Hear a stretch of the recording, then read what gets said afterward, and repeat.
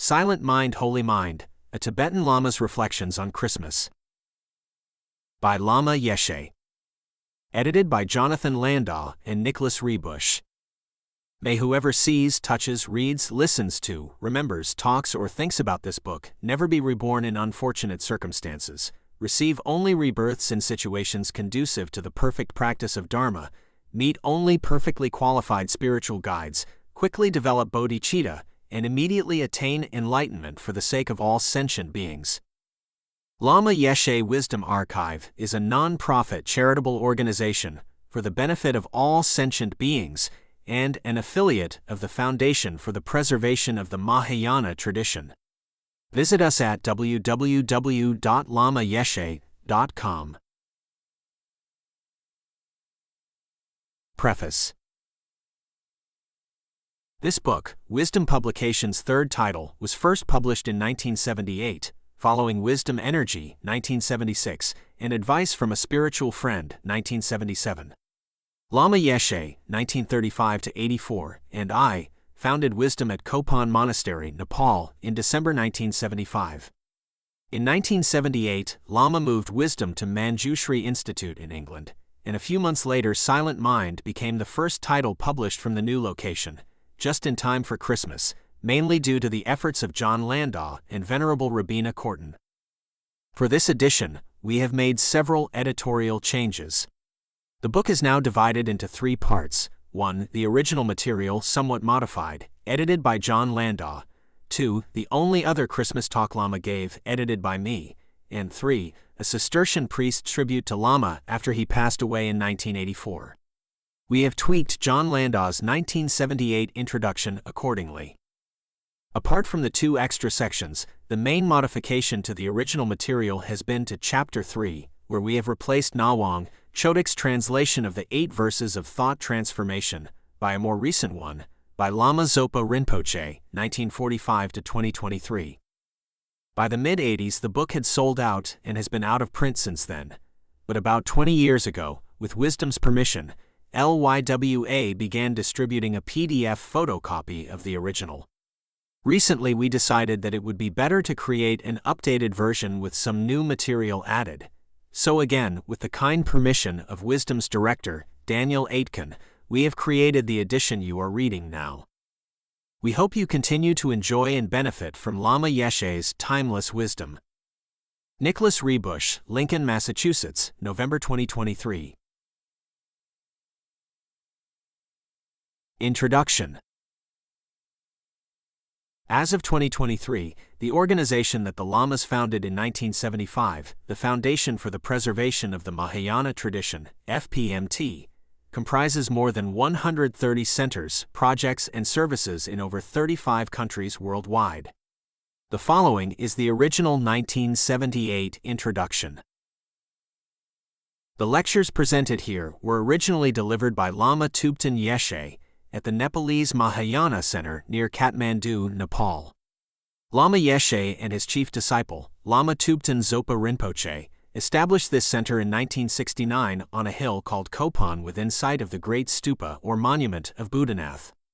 Since 1971, Kopan has been the location of regularly scheduled meditation courses attracting students from all over the world, and it was in response to requests from this international group that these Christmas lectures were originally given.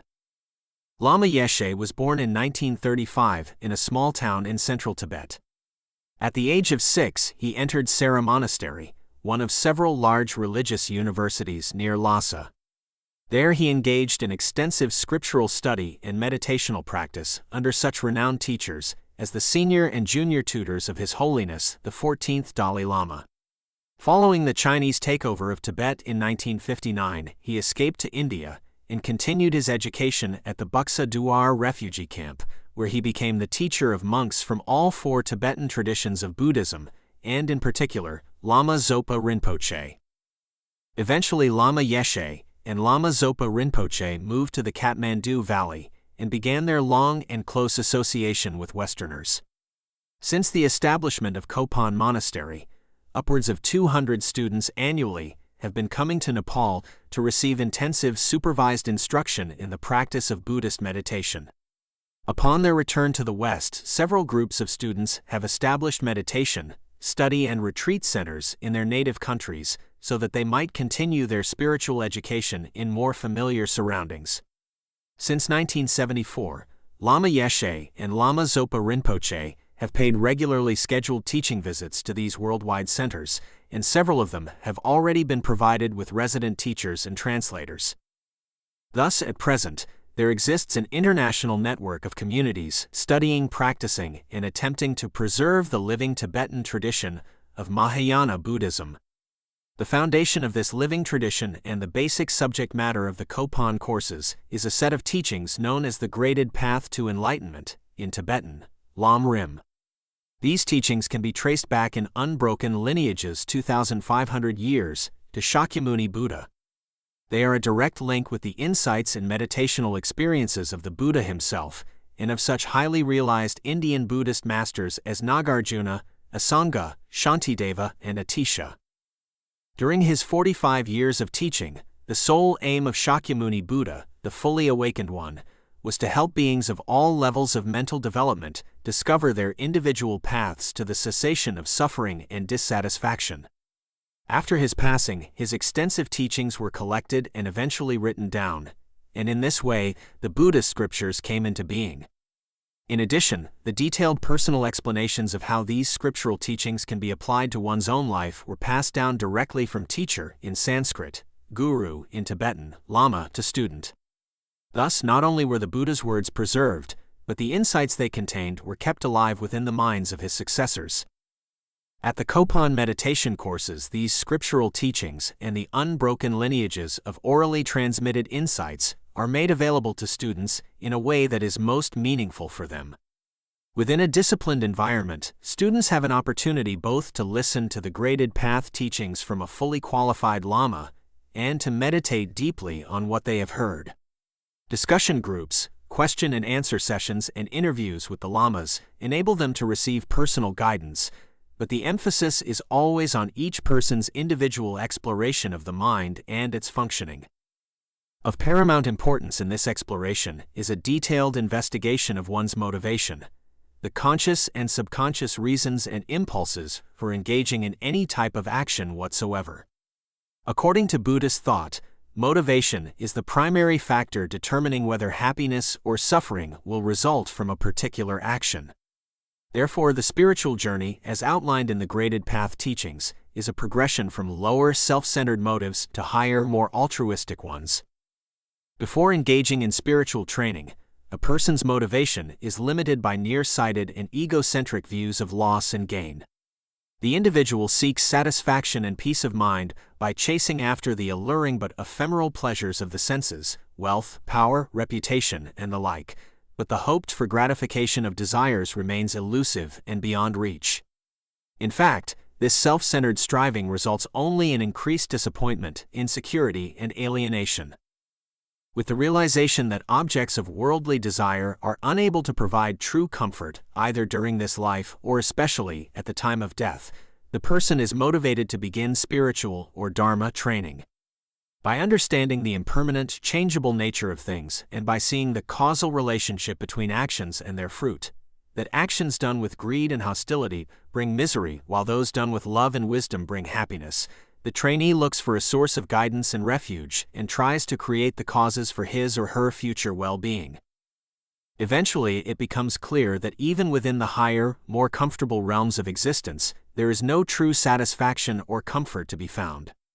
As long as the mind remains obscured by the delusion of separate and independent egohood, it remains bound to the wheel of perpetual dissatisfaction and misery. Thus, the trainee's motivation becomes one of seeking liberation from the whole of conditioned and cyclic existence, in Sanskrit samsara, and achieving the unconditioned peace that passes beyond all suffering, in Sanskrit nirvana. At an even higher level of spiritual development, the trainee realizes how selfish it would be to strive for personal liberation, while all about are helplessly trapped in the mire of their self-created misery. With an unbounded compassion that cannot bear their suffering, the trainee develops the matchless bodhicitta, the motivation to win the full enlightenment of Buddhahood, and thereby be able to lead each and every being to freedom by means of a Buddha's enlightened wisdom, compassion, and skillful methods. By following this briefly outlined training of the Sutra path, it is definitely possible to attain full enlightenment, but only after an extraordinarily long period of time.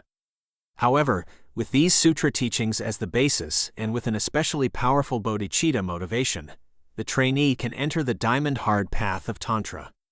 By following advanced tantric teachings purely with intense devotion to a fully qualified spiritual master, it is possible to achieve enlightenment, the eradication of all mental defilements, and the attainment of all positive qualities within one short lifetime. In an extremely abbreviated form, this is the graded path of Sutra and Tantra taught by all Tibetan traditions of Buddhism. The Kopan meditation courses on the graded path are generally held in November and are followed by a month or more of supervised retreat and additional teachings. Thus, for many Western students, Christmas is celebrated in a Buddhist monastic setting. Chapter 1 of this present volume, Giving, is a series of Christmas lectures Lama Yeshe gave following courses held between 1971 and 1974. Its 3 sections contain remarks made a week before Christmas, a few days later, and on Christmas Eve itself. The question and answer section that follows is from an interview given in 1978 at Manjushri Institute in England. Chapter 2, Unity, comes from a lecture given on the 27th of December 1975 at Kopan, following 3 days of special teachings and ceremonies, during which students read from the biographies of Jesus, Buddha, and Je Tsongkhapa, the great 14th century reformer of Buddhism in Tibet. Finally, Chapter 3, Transformation, is the translation of a concise teaching in verse on thought transformation containing the core instructions for developing the compassionate mind of bodhicitta. May this short work be of some benefit to all who read it, and may whatever merit it contains be dedicated to the long life of all teachers showing true paths to temporary and ultimate happiness. Jonathan Landau, Ulverston, Cumbria, UK, October 1978. Part 1, the original content. Giving. Reflections on Christmas. This is the week of Holy Jesus' birth, and I suggest that in honor of this special event we make some sort of celebration. But we should try to make it meaningful. It should not be some kind of physical sensation, bringing only more confusion and superstition to our mind. For a Christmas celebration to be a good one, it must be of a truly religious nature. Jesus came to this earth and presented his teachings, but worldly beings completely disregard this fact. For them, Christmas means, first and foremost, shopping, spending money, buying presents, and creating confusion. Such confusion is entirely of our own making. We have the power to make Christmas meaningful, peaceful, and truly religious, but instead of using this power, we succumb to worldly negative energy. We go shopping to buy presents, but generally this is not done with anything even resembling a loving attitude. We think, I really must buy something for my sister because if I don't give her anything, maybe she won't like me anymore. Maybe she won't give me anything either. Or, I better not get my friend a cheap present or I might not get anything valuable back from him next year. Such thoughts are extremely negative, leading to nothing but further dissatisfaction. They are totally involved with egotistic and immature notions about what true happiness is. They have nothing whatsoever to do with religion. True religion brings peace and satisfaction to the mind. Actions that arouse only confusion serve no religious function at all. They stem instead from a political mind that thinks, if I give this, I'll get that in return. Such a mind is extremely immature and selfish. It delights when many presents are received, and is depressed when expectations go unfulfilled. What difference, then, is there between such a mind and that of a small child? We consider ourselves to be grown up, but our actions and attitudes show us to be little different from our children. They exaggerate the importance of receiving gifts, and so do we. In fact, their exaggerated expectations, their mind of confusion and dissatisfaction, develops largely from watching us. If we were to act in a consistently mature and meaningful way, our children would also become peaceful. We sometimes think that they are naturally berserk and that we are something special, but this is not so. Check up and see exactly what happens when a holiday approaches. We are the ones who create the commotion. The first thing that happens at the beginning of a holiday is that husband and wife, uncle and aunt, and so forth begin to fight with one another. Can you imagine that? Be honest and investigate the truth of this. And nearly all their fights are over material possessions. This is especially true at Christmas time. I am not trying to be excessively negative, just check up and see if this is true or not. Holiday bickering has so much jealousy in it. Let me see. What did you get? What did he get? Such a dualistic mind is totally submerged in selfishness and wrong conceptions. This deluded type of behavior is not common merely to one culture. It can be found everywhere. Similarly, the antidote to this confusion is not taught merely in Buddhism. All religions strive to counter unsatisfactory, confused attitudes and bring us peace of mind. It is characteristic of materialistic people that they believe their happiness and frustration to be totally dependent on external phenomena and possessions. If they do not receive enough ice cream and cake, they are despondent, thinking, "I feel so empty. This Christmas has been such a flop I could die." They actually think like this. For them, the success or failure of a religious holiday depends entirely on material things. That is why they are called materialistic. They cannot discover peace and happiness within their own consciousness and look instead for some external, physical sign of love. It does not matter how much they might profess to be spiritual. Their minds are completely obsessed by the gross, material level of reality. When we look deeply with penetrative wisdom into such things as our attitudes and behavior at Christmas, we are truly practicing Dharma. This is the true religious pursuit. Dharma study does not mean to think about something coming out of the sky from another world.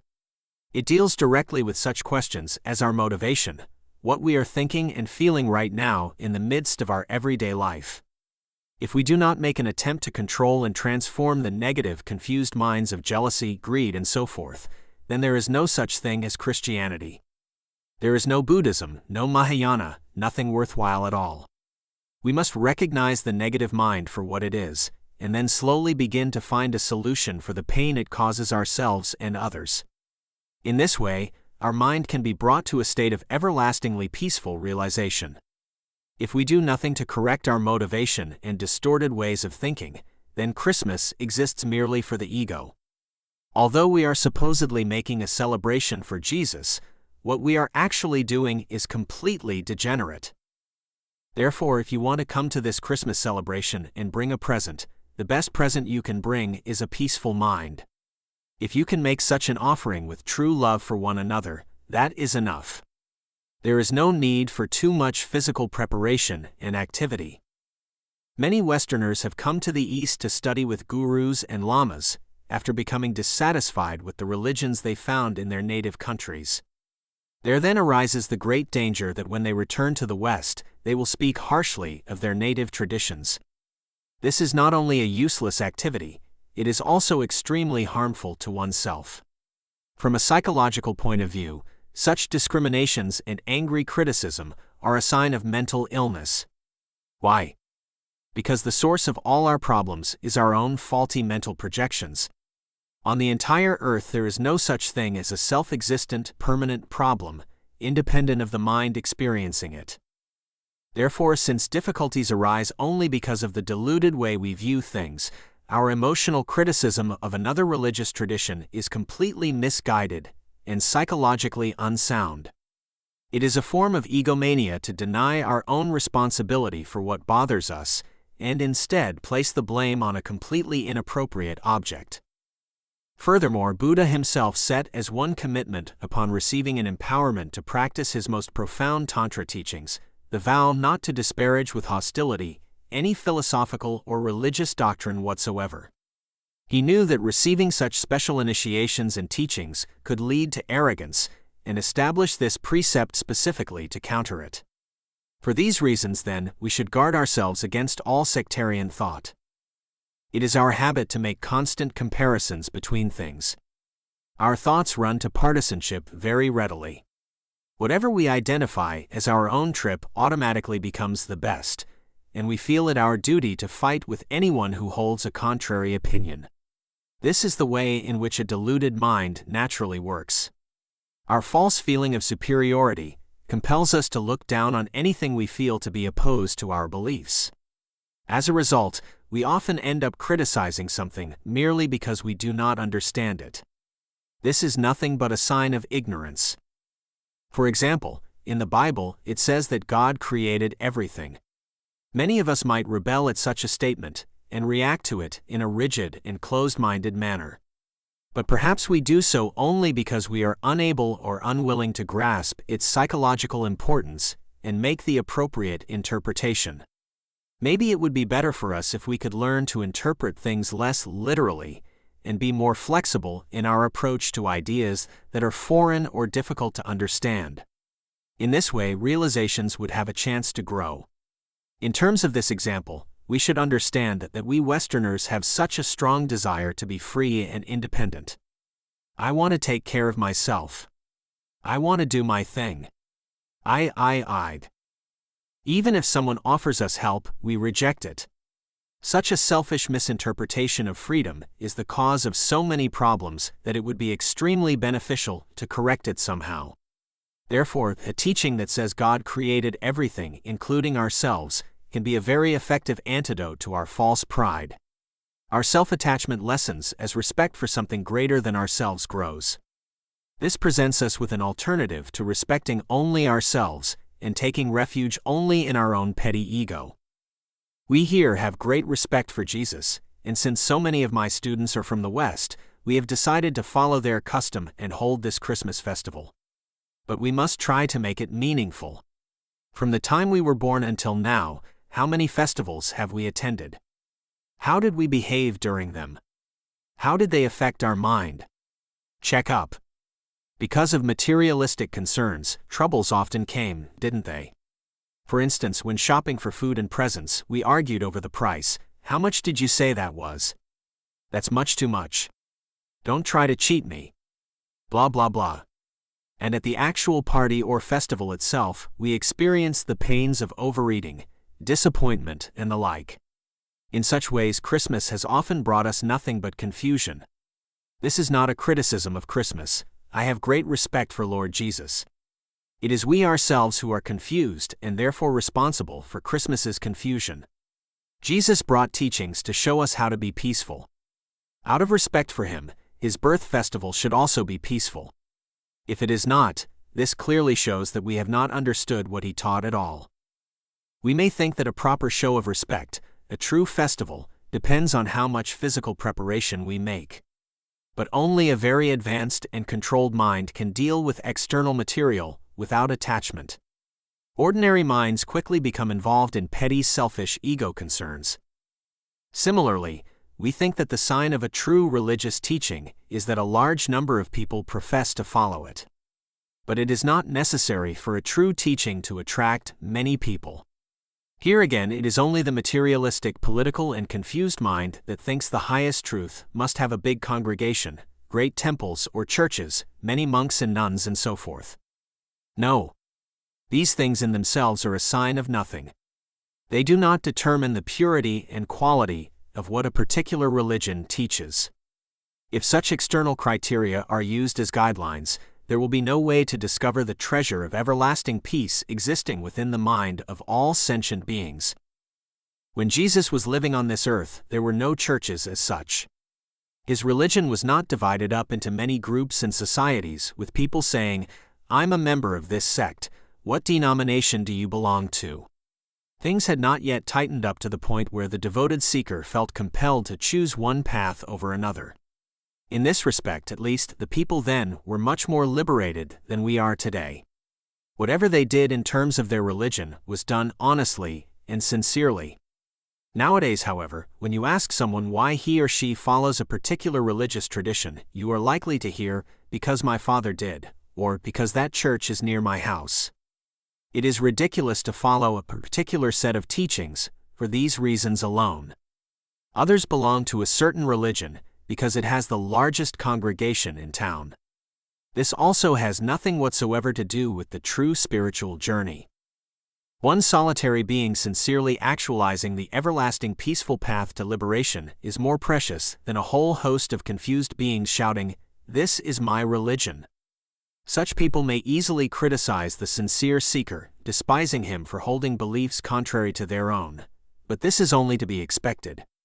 The thoughts and actions of highly realized beings are often contrary to those of the multitudes. In spiritual matters, popular opinion counts for nothing.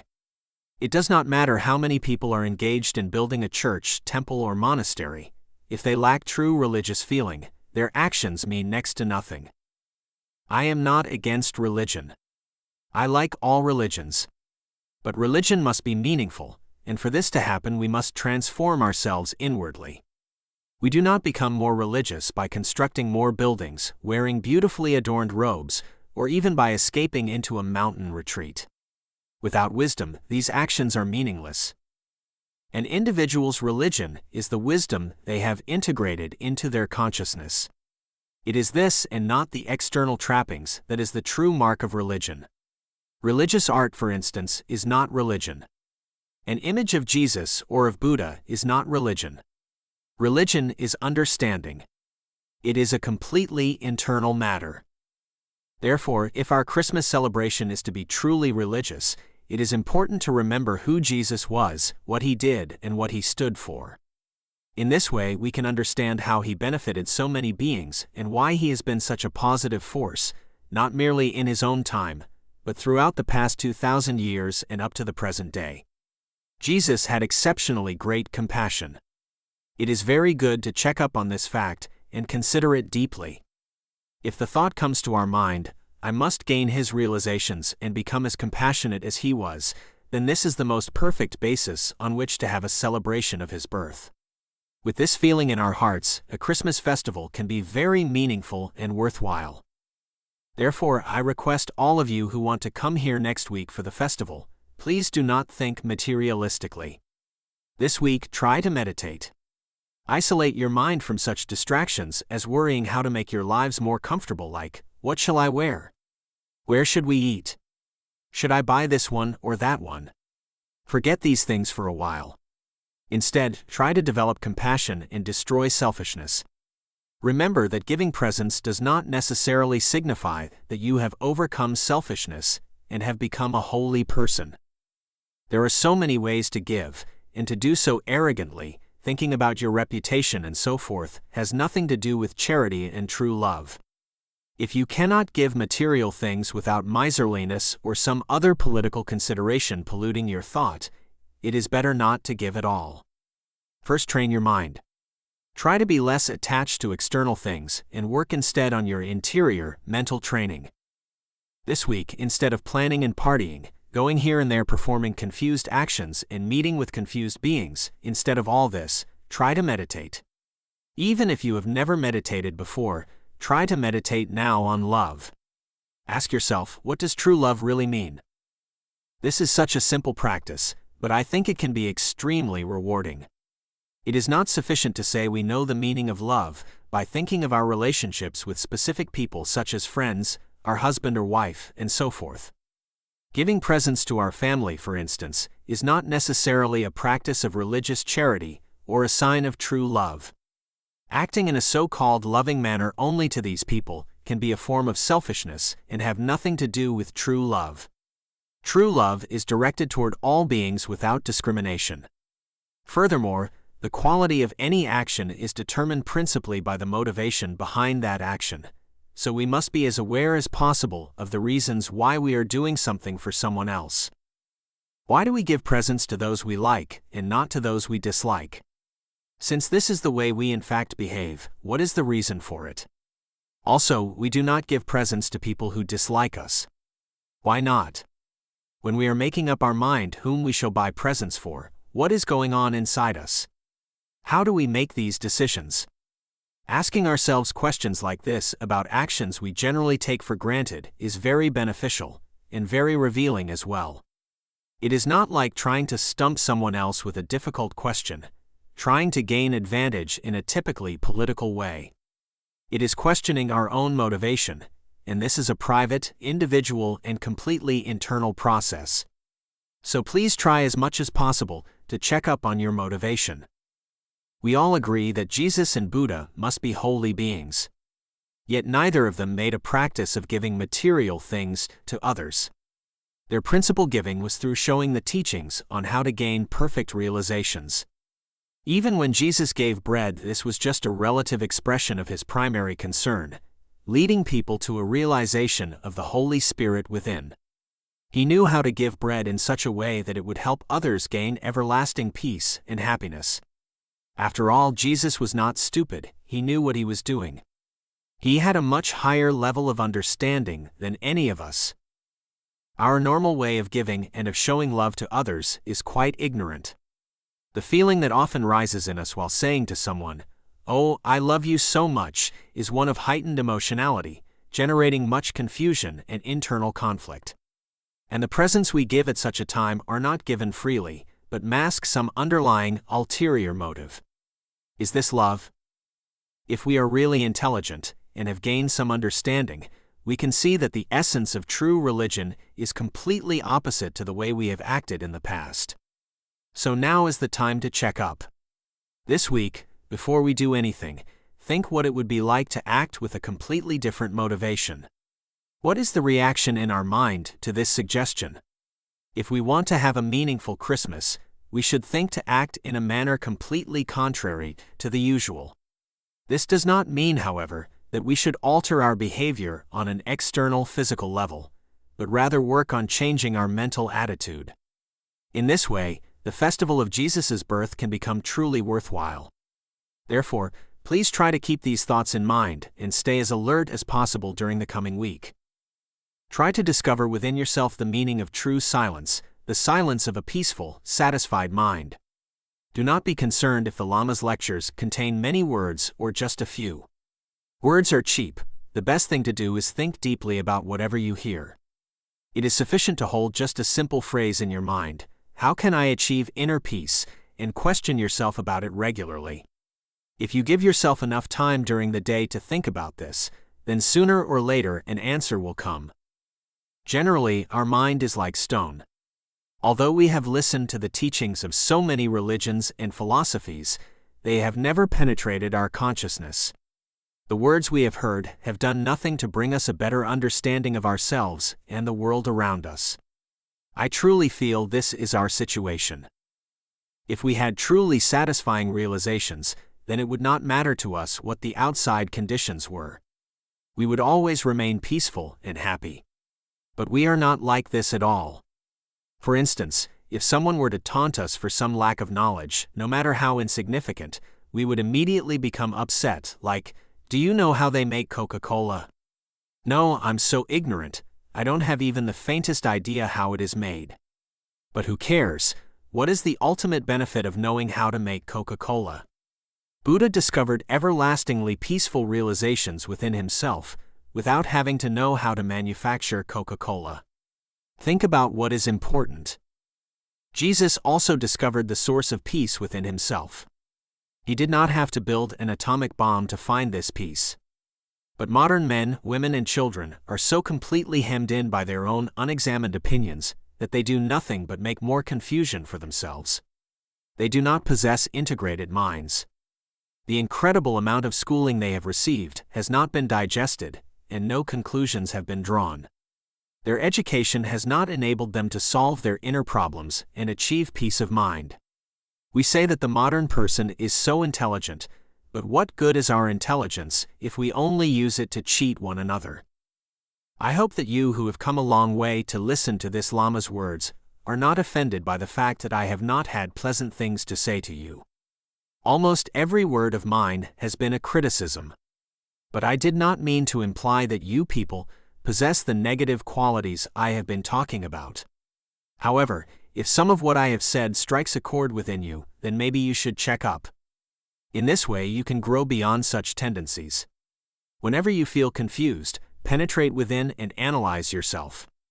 Observe what is happening to you on the inner levels. In this way, you will be able to draw integrated conclusions based on wisdom concerning your own behavior. Thus it may prove possible to gain some satisfaction from your life. Remember that Shakyamuni Buddha himself started off as a deluded being and eventually became enlightened by checking in this very same way. Peace, satisfaction, and security are primarily internal matters. Therefore, it is more important to be concerned with your own state of mind than to be distracted by society's confusion. Do not think, how can I possibly gain peace when so many countries are at war? Down with the oppressors. In most cases, such thoughts are merely vain words. Instead of expending your energy in such a fruitless way, try to be peaceful within yourself. This is much more realistic and has greater benefits than superficial political talk. Besides being of no help whatsoever in changing the external situation, such talk only adds to your own nervousness and makes matters worse. It is ignorant emotionalism, completely devoid of knowledge wisdom. On the other hand, if you gain some true inner experience of peace by checking on your motivation and training your mind, you can share this peace with others. This will make a profound difference in the external situation, and will be the most effective way of bringing peace to the world. We pride ourselves on being logical. Well then, if everyone were to become inwardly peaceful and fully satisfied, the causes for war would cease, wouldn't they? Isn't this logical? Choose any international conflict at all, and imagine what would happen if the people on both sides were peaceful and inwardly satisfied. What would happen to the conflict? It is the height of ignorance to think that peace can be won by violent means, like thinking, we must have peace, therefore I am going to kill you. How absurd! As I said before, the only way to gain true peace is by discovering your own inner peaceful nature. This is the only effective solution. Do not trust my words about this matter. Think about them and check up if they make sense or not. Use your wisdom, and do not blindly accept what someone dressed like a lama tells you. Listening to a lot of words without coming to some sort of conclusion from your own experience and insight is a waste of time and only creates more confusion. You must integrate what you hear and bring it together single-pointedly. Be observant and have an open mind until you reach a satisfying conclusion. There is no place in this short life for the arrogance of mere words. Try to actualize your understanding and make it a part of your daily practice. Thank you, and have a Merry Christmas. Jesus has definitely blessed you because you are already blessed. I am sure there is a circular pattern, even astrologically speaking, to your relationship with Him. It was necessary for Jesus to come at the time He did and give teachings. Furthermore, there must have been a special connection allowing you to receive realizations from these teachings, bringing blessings to your inner being, to your deepest level of consciousness. I am sure of this. You would never have gained fundamental insights if you had not prepared yourself in some positive way, laying a foundation with your own understanding. Do not think it is enough to look expectantly into the sky, and Lord Jesus will give you something without any effort at all on your part.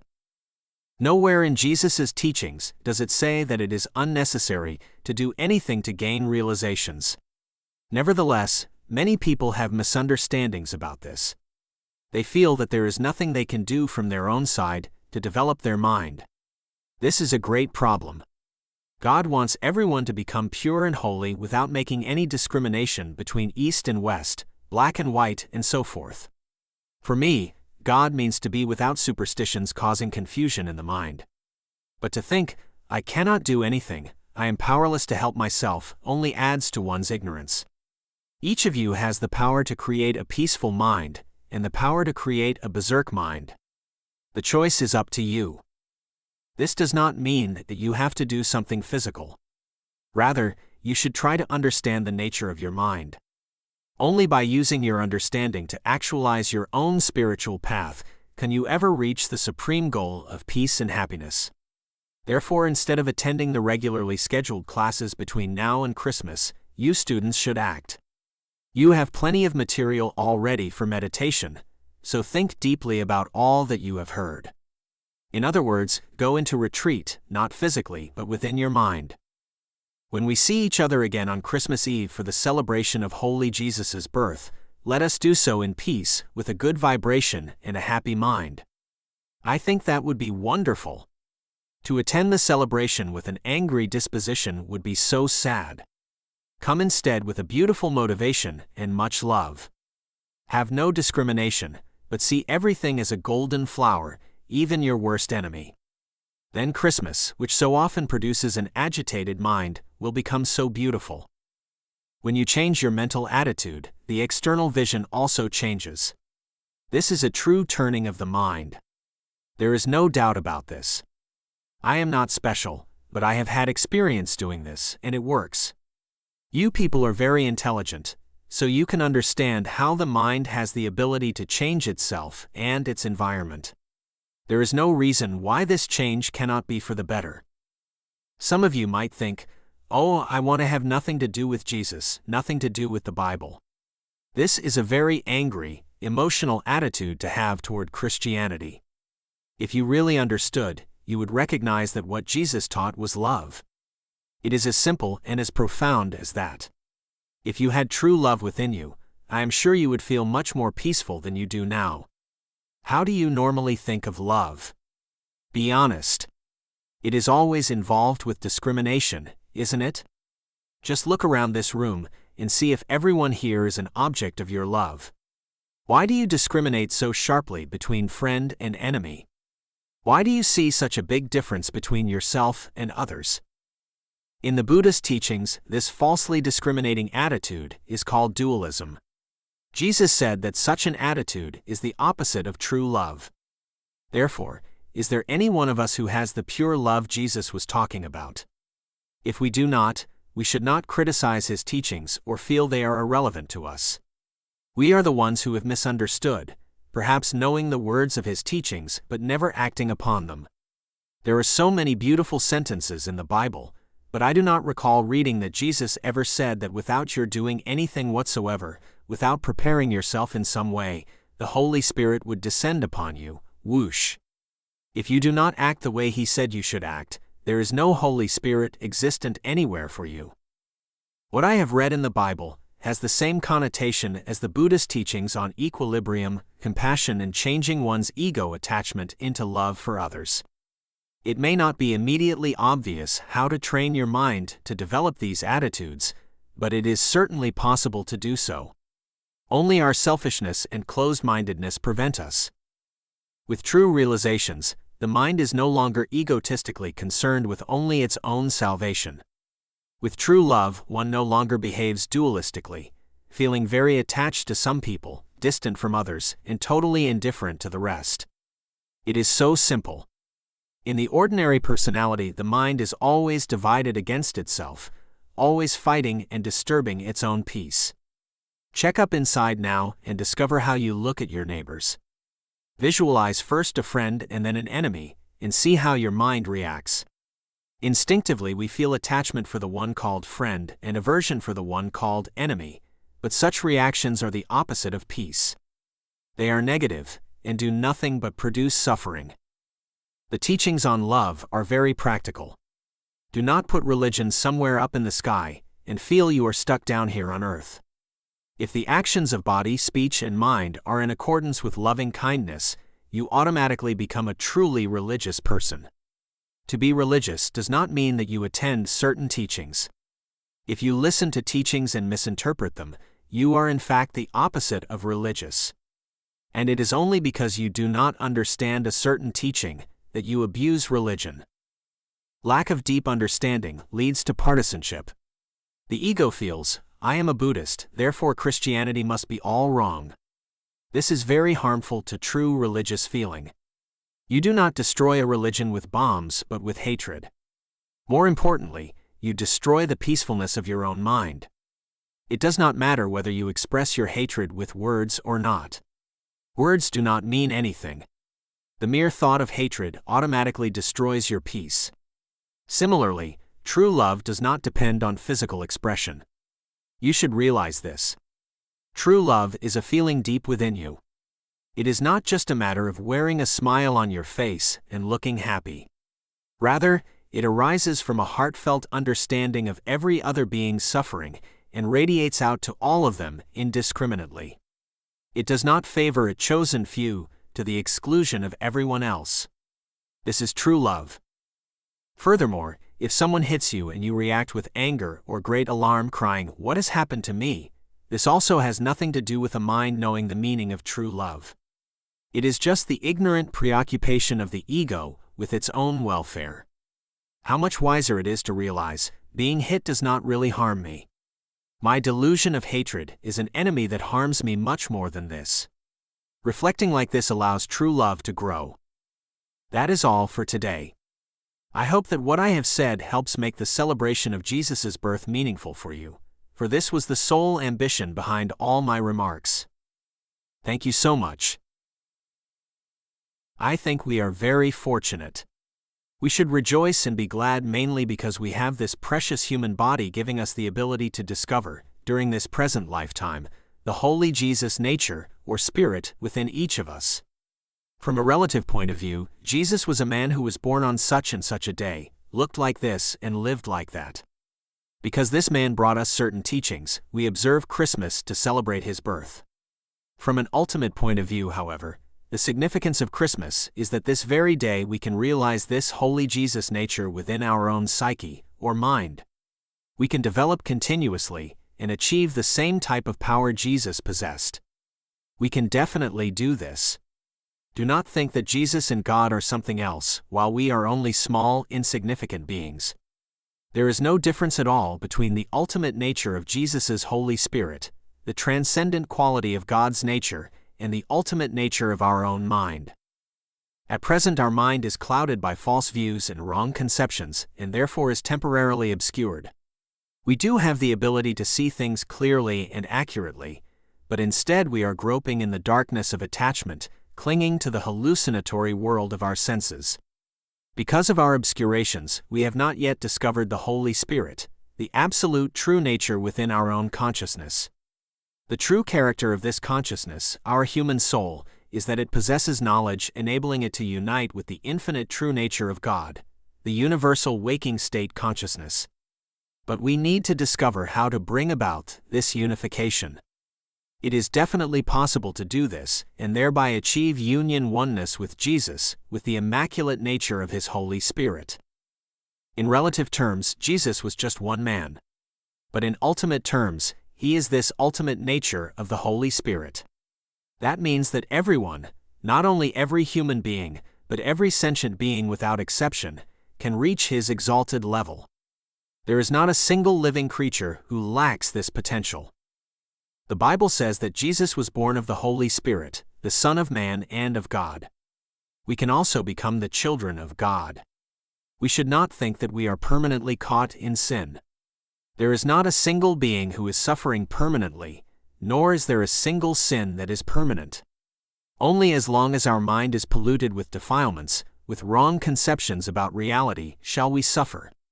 Suffering is not everlasting, all things are changing. The environment is changing, and so is the character of our suffering and dissatisfaction. If sin were permanent, we too would be permanent. It is exactly the same as if a part of our body, our hand for instance, were permanent, never changing. Then again it would follow that we ourselves would be permanent. How lucky we would be, there would be no reason to worry about dying. We would be the first people on earth to suffer permanently. But such a view is totally illogical, existing solely for the deluded mind. It is not at all in accordance with reality. There is no human problem that cannot be solved. The idea of permanent sin and suffering only causes an agitated, guilty feeling, which in turn produces neuroses and other forms of mental illness.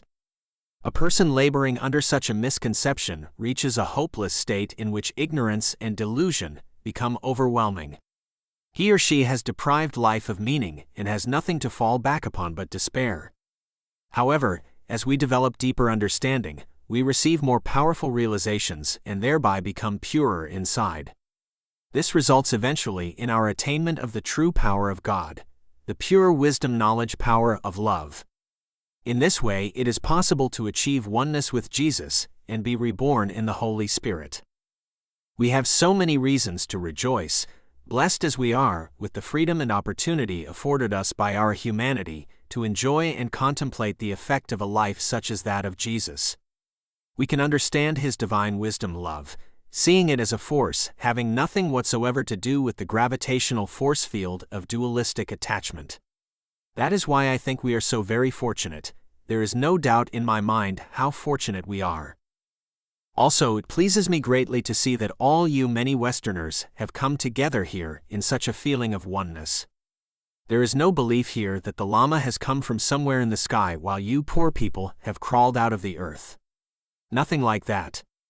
We have come together from so many different countries that we are truly international. That is so beautiful, to be from such varied backgrounds and yet share the same feelings. This is reality, true compassion. Here there is no thought, he is British, you are Tibetan, I am American. Each one of us is so different. This very experience of oneness blesses you. So do not worry or doubt whether God is blessing you or not. This unified feeling itself is God's blessing. There are so many reasons to be joyful that I am very happy. Thank you all so much. Questions and answers. Question: do you have any special message for Westerners concerning the present Christmas season? Lama Yeshe answers: the purpose of Christmas is for people to be healthy and happy. Therefore, we should be concerned that the way we celebrate Christmas is organic and natural, rather than customary and concrete. We have to be more aware of the natural flow of things, and not be restricted by old habit patterns. This flow relates both to our thoughts and to our physical actions. We should be aware of our body and mind, and of the importance that they both be sound and healthy. Question: Christmas, which is a celebration of a birth, is largely a children's holiday. How does this relate to its more natural celebration? Lama Yeshe answers: Jesus said that unless we become like little children, we cannot enter the kingdom of heaven. There can be a problem for people as to the connotation of this advice. I think it means that generally our body and mind are unhealthy because our ideas, what life is, etc., are too concrete, too fixed. Thus, to become more like children means to be more natural, to discover the natural reality of what we as humans can be and do, rather than being trapped in the fantasy world of our fixed ideas. Normally we ignore the natural and cling instead to a fantasy image of reality.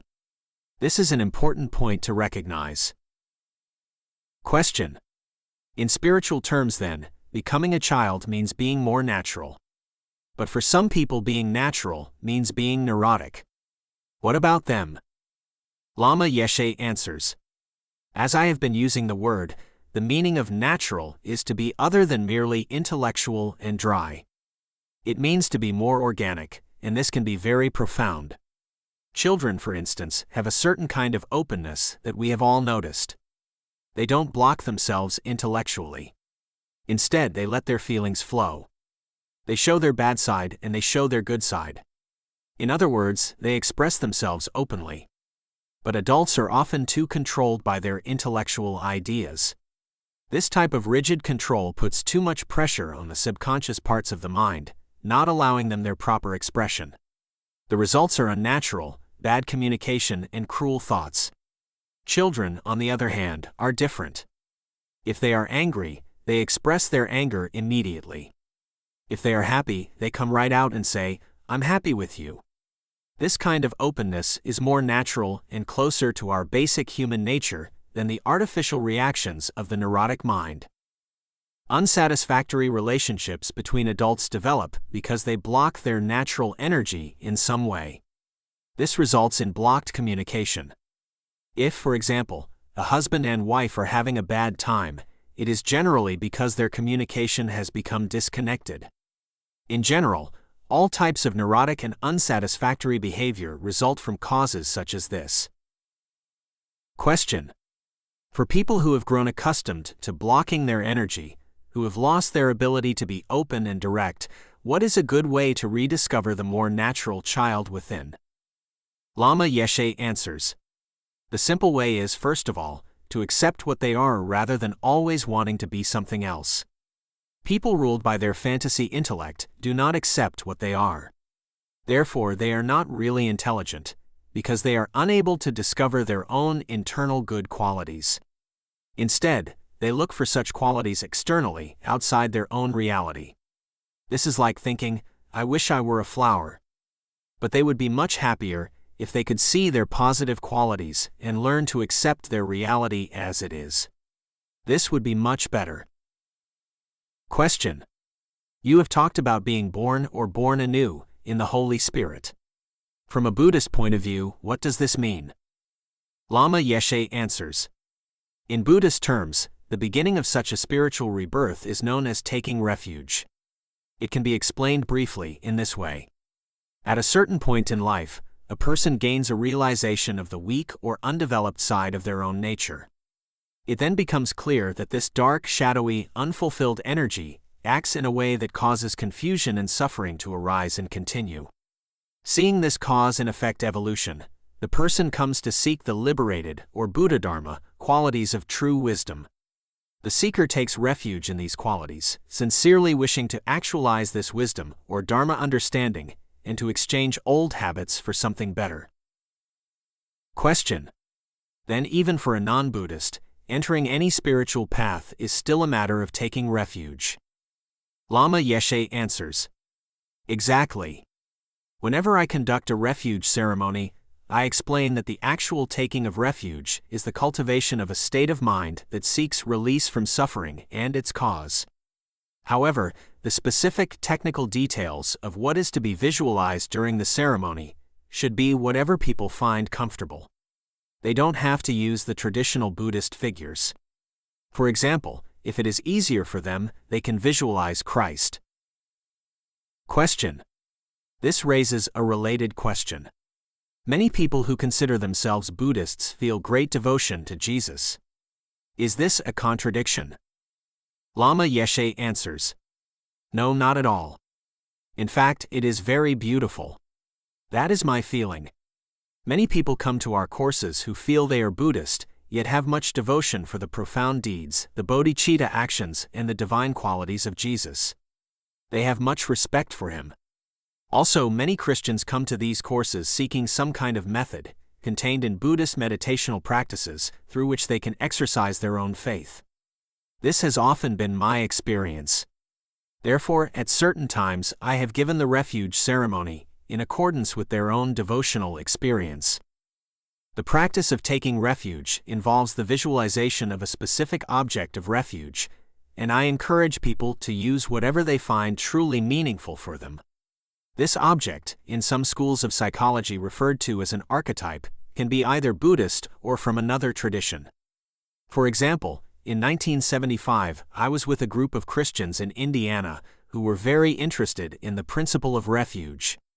They thought it would be worthwhile to have a method to channel their energy for spiritual growth, so I led them in a refuge ceremony specifically built around their devotion to Jesus.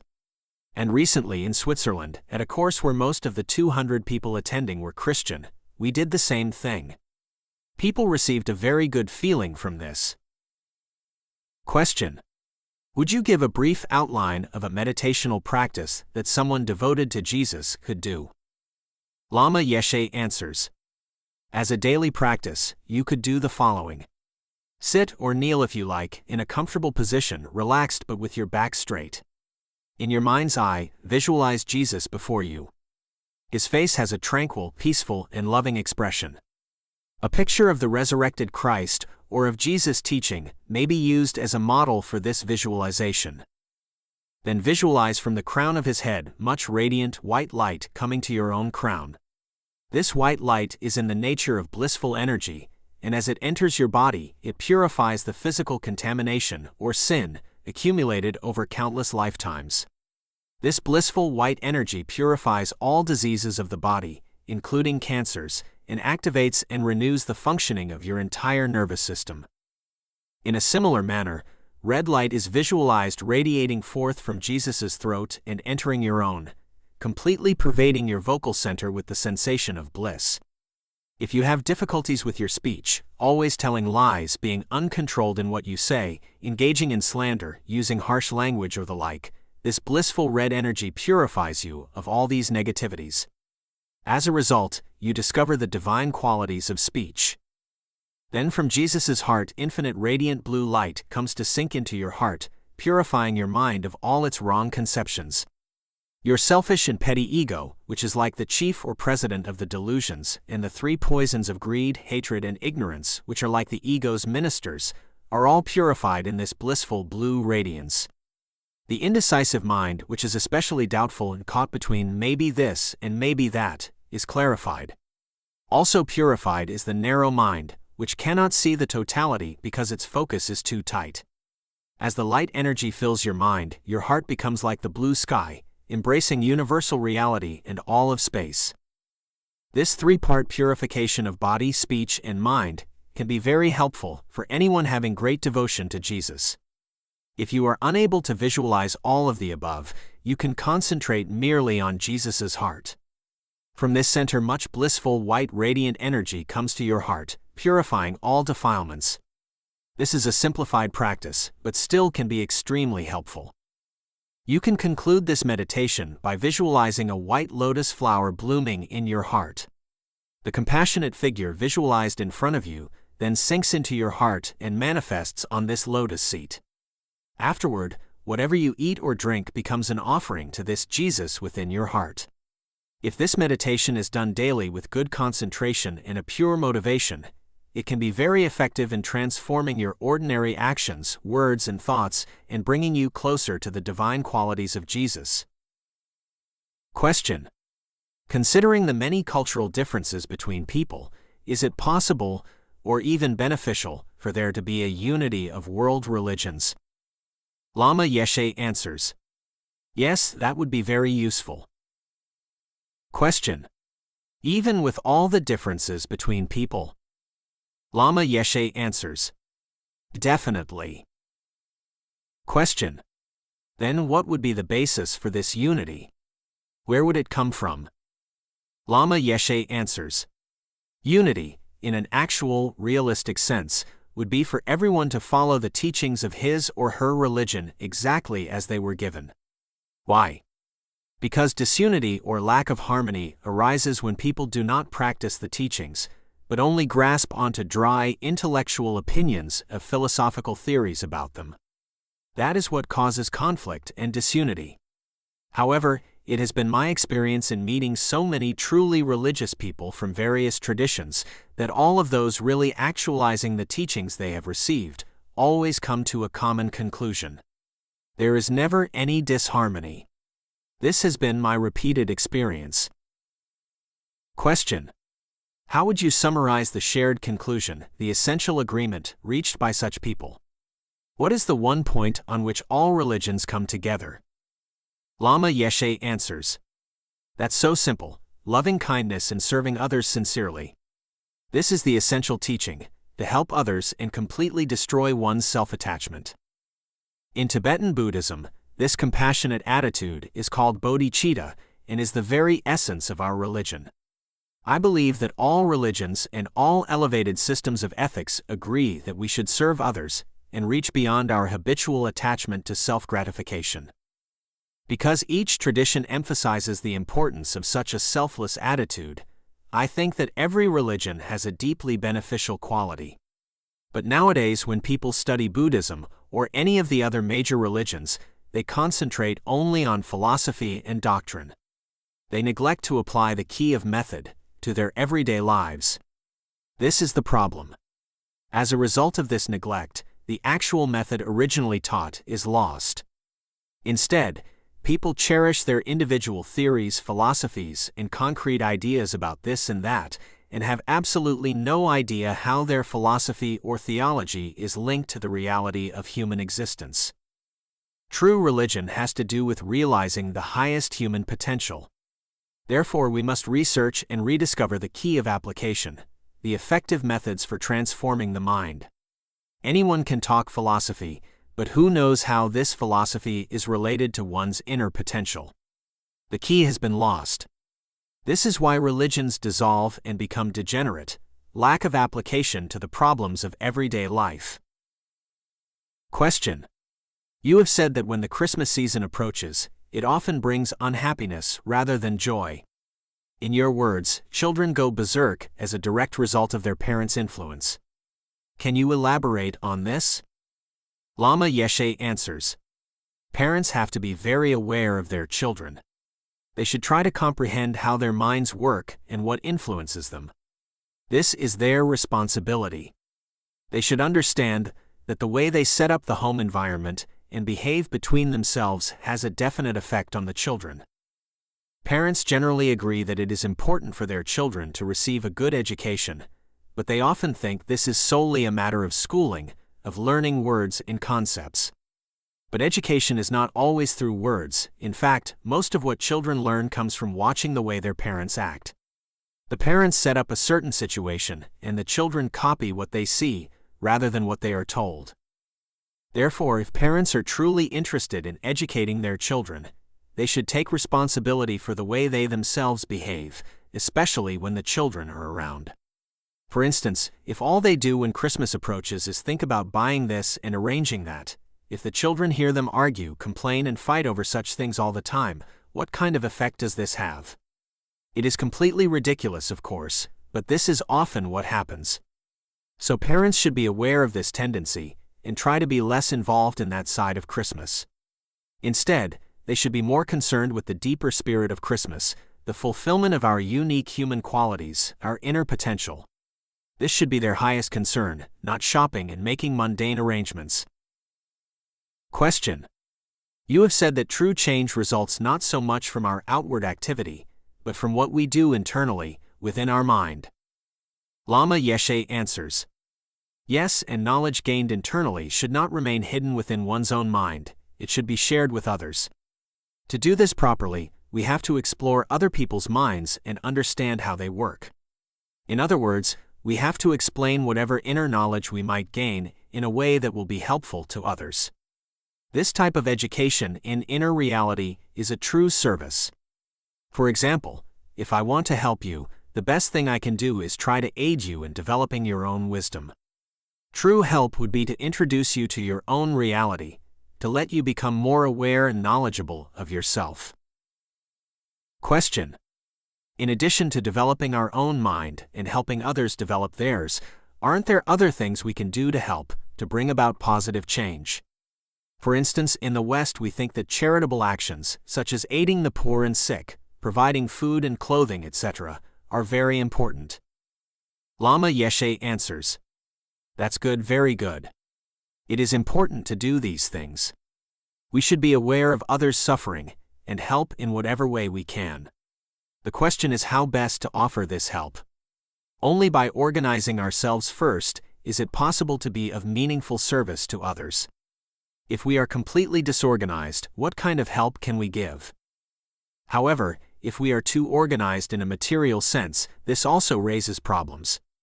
Sometimes a charitable organization becomes so strictly ordered that its original purpose is lost. Therefore, the best type of organization is the internal one. How we order our mind is of the most importance. If what is happening internally is suitable, if our mind is well trained in compassion and wisdom, the proper external organization always follows. Yet even though such internal training is essential, we should not disregard outward activity, thinking it unimportant. It is important, but there must be a balance between inner and outer development if we really want to benefit others. Question. You have suggested that the best way to prepare for Christmas is to meditate, to look closely at the kind of life we have led during the past year, instead of partying the way we normally do. But in terms of a Christmas celebration, isn't there some value in partying, in having a good time? Lama Yeshe answers. Definitely. This is a very important part of any celebration, especially Christmas. At this special time of year we should remind ourselves that by having our uniquely human qualities, those higher, more distinguished aspects of being human, we have the precious opportunity to be reborn spiritually. We can make new discoveries, go on new adventures. As we remember Jesus' actions, his deeds of loving kindness and divine compassion, we recognize how extremely fortunate we are. In the comprehensive awareness of what he did, we are inspired to think, so too will I. It is with this joyous and enthusiastic spirit that we should come together for a Christmas party. If we meditate in this way, the elevated or divine qualities within, which before were perhaps hidden and unconscious, are brought into conscious functioning. This process of awakening can be continuously developed if each year we perform such a meaningful celebration. It can become a celebration in which we rejoice for the opportunities we now have. For example, if I were a fish, I couldn't think about how to develop my mind. But because I am human, I have some kind of profound and unique quality that lets me communicate with the divine deeds of Jesus. I can take him as my example and develop myself in that direction. This is a true cause for rejoicing. Question: the normal Christmas party has loud music and a lot of dancing. Can these also have a place in a Christmas celebration? Lama Yeshe answers: yes, these things can definitely have great value.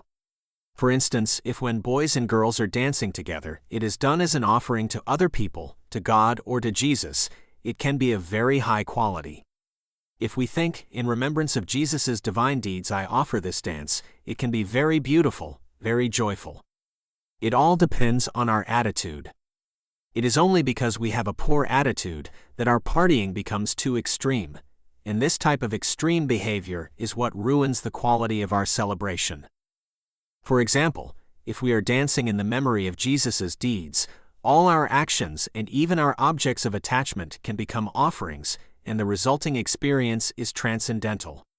Everything is joyful, an expression of what Buddhism calls divine pride. I have seen parties like this. There was a lot of music, and the dancing was unbelievable, yet the vibration was pure and joyous. Everyone was having a great time. The ordinary party, however, is not like this. It is very neurotic.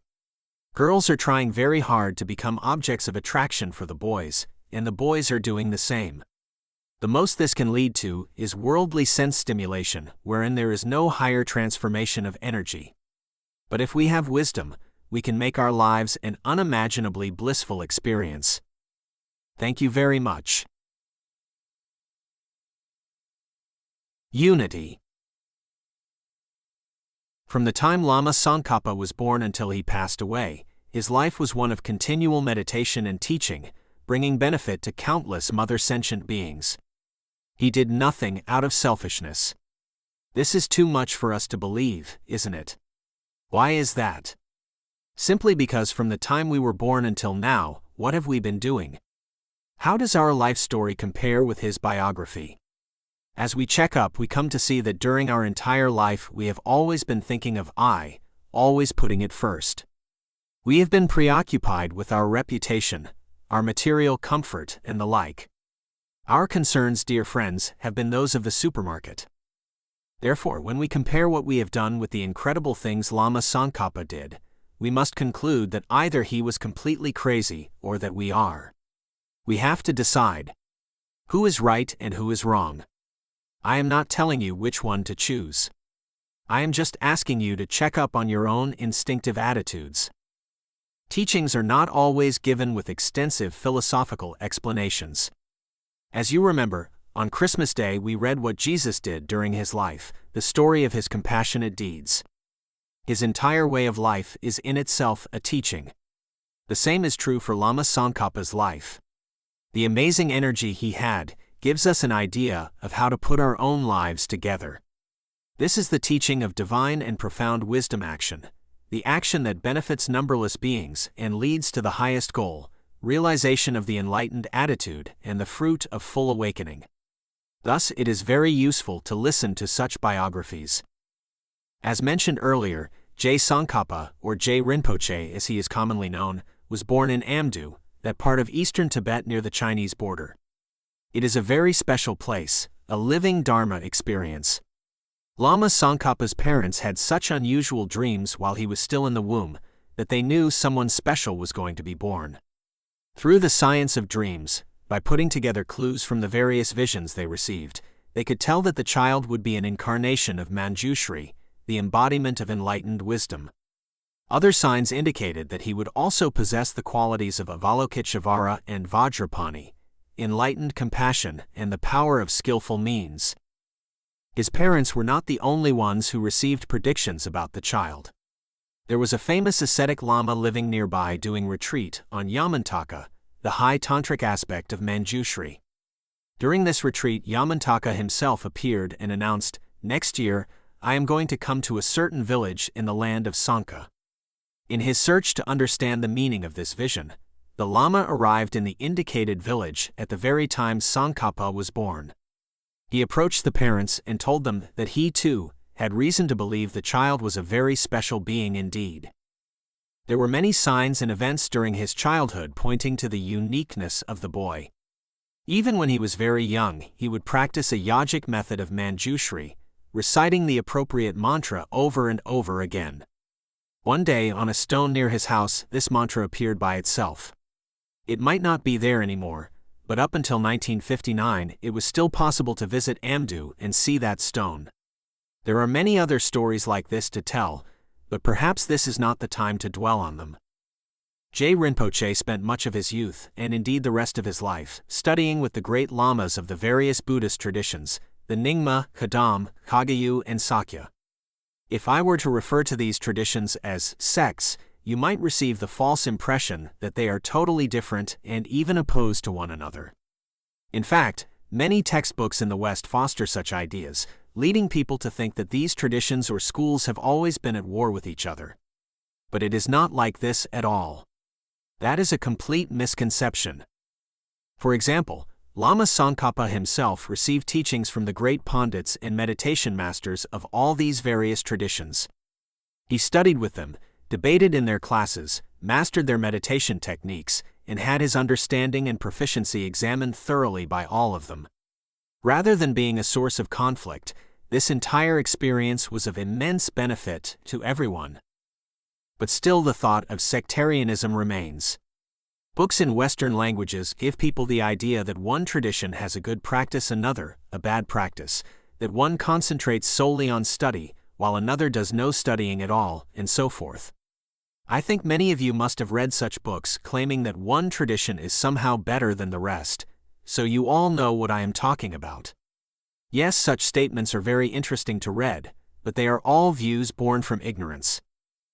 If you check up carefully, you will find, as all the meditators and teachers of the past have found, that the Nyingma, Kagyu, Sakya, and Gelug traditions all teach the Buddha Dharma. They are all based on the fundamental teachings of the Four Noble Truths, and they all study and follow the graded path that leads to full enlightenment.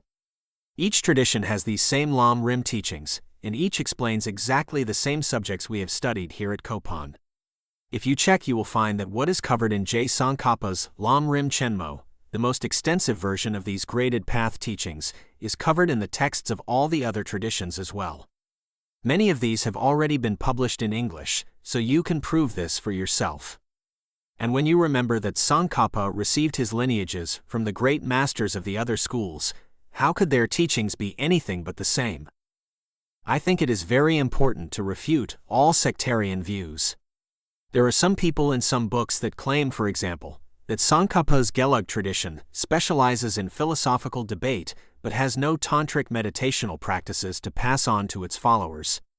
You can hear this view, and others like it, expressed very often, but in fact this is nothing but a misconception we would be better without. To dispel it, merely look through the vast literature Lama Tsongkhapa himself has written. You will discover that his works on advanced Tantra far outnumber those on the more fundamental sutra teachings. His commentaries cover the entire range of Tantric yoga, and, although complete with scriptural references, grew out of his own meditational experiences. Yet there is one thing about Lama Tsongkhapa's approach that might lead some people to believe that his followers do not practice Tantra. He stressed very much that when someone is practicing advanced yogic methods, he or she must present a subdued appearance to others. Tantric practices are too esoteric for a great outward show. For example, if there is a beautiful woman who tries too hard to advertise her charms, even exaggerating them, she can actually appear ugly. Do you think this ever happens or not? It is exactly the same with the practice of Tantra. It is something very personal, and therefore much better if practiced in a personal, inward way. The advanced meditational techniques of Tantra have been designed to remove the subtlest delusions and defilements obscuring the mind. Therefore, if you use these profound methods as part of another petty ego game, wishing to inspire awe or envy in others, you are going completely against their main purpose and will therefore reap nothing but distractions and interferences to your practice. This is similar to what happens to the woman who exaggerates her good looks. It becomes difficult for her to walk down a New York City street without protection. To call attention to yourself by announcing, "I am a great tantric yogi," will make it impossible for you to succeed with your practices. Therefore, Je Rinpoche advised that as much as possible, a person following the tantric path should appear natural and simple. But you definitely do practice. You do incredible things inwardly, but nothing shows on the outside. That must be why some people feel that the Gelug tradition teaches nothing but the Vinaya rules of discipline, nothing but strict morality. Look how pious those monks are. They don't even eat dinner. They must never have heard of the tantric techniques for transforming worldly poisons into powerful Dharma medicine. Otherwise, why do they keep such strict control over themselves? Are they afraid they are going to lose their heads? In fact, this controlled behavior is based on the example of Lama Tsongkhapa's own life.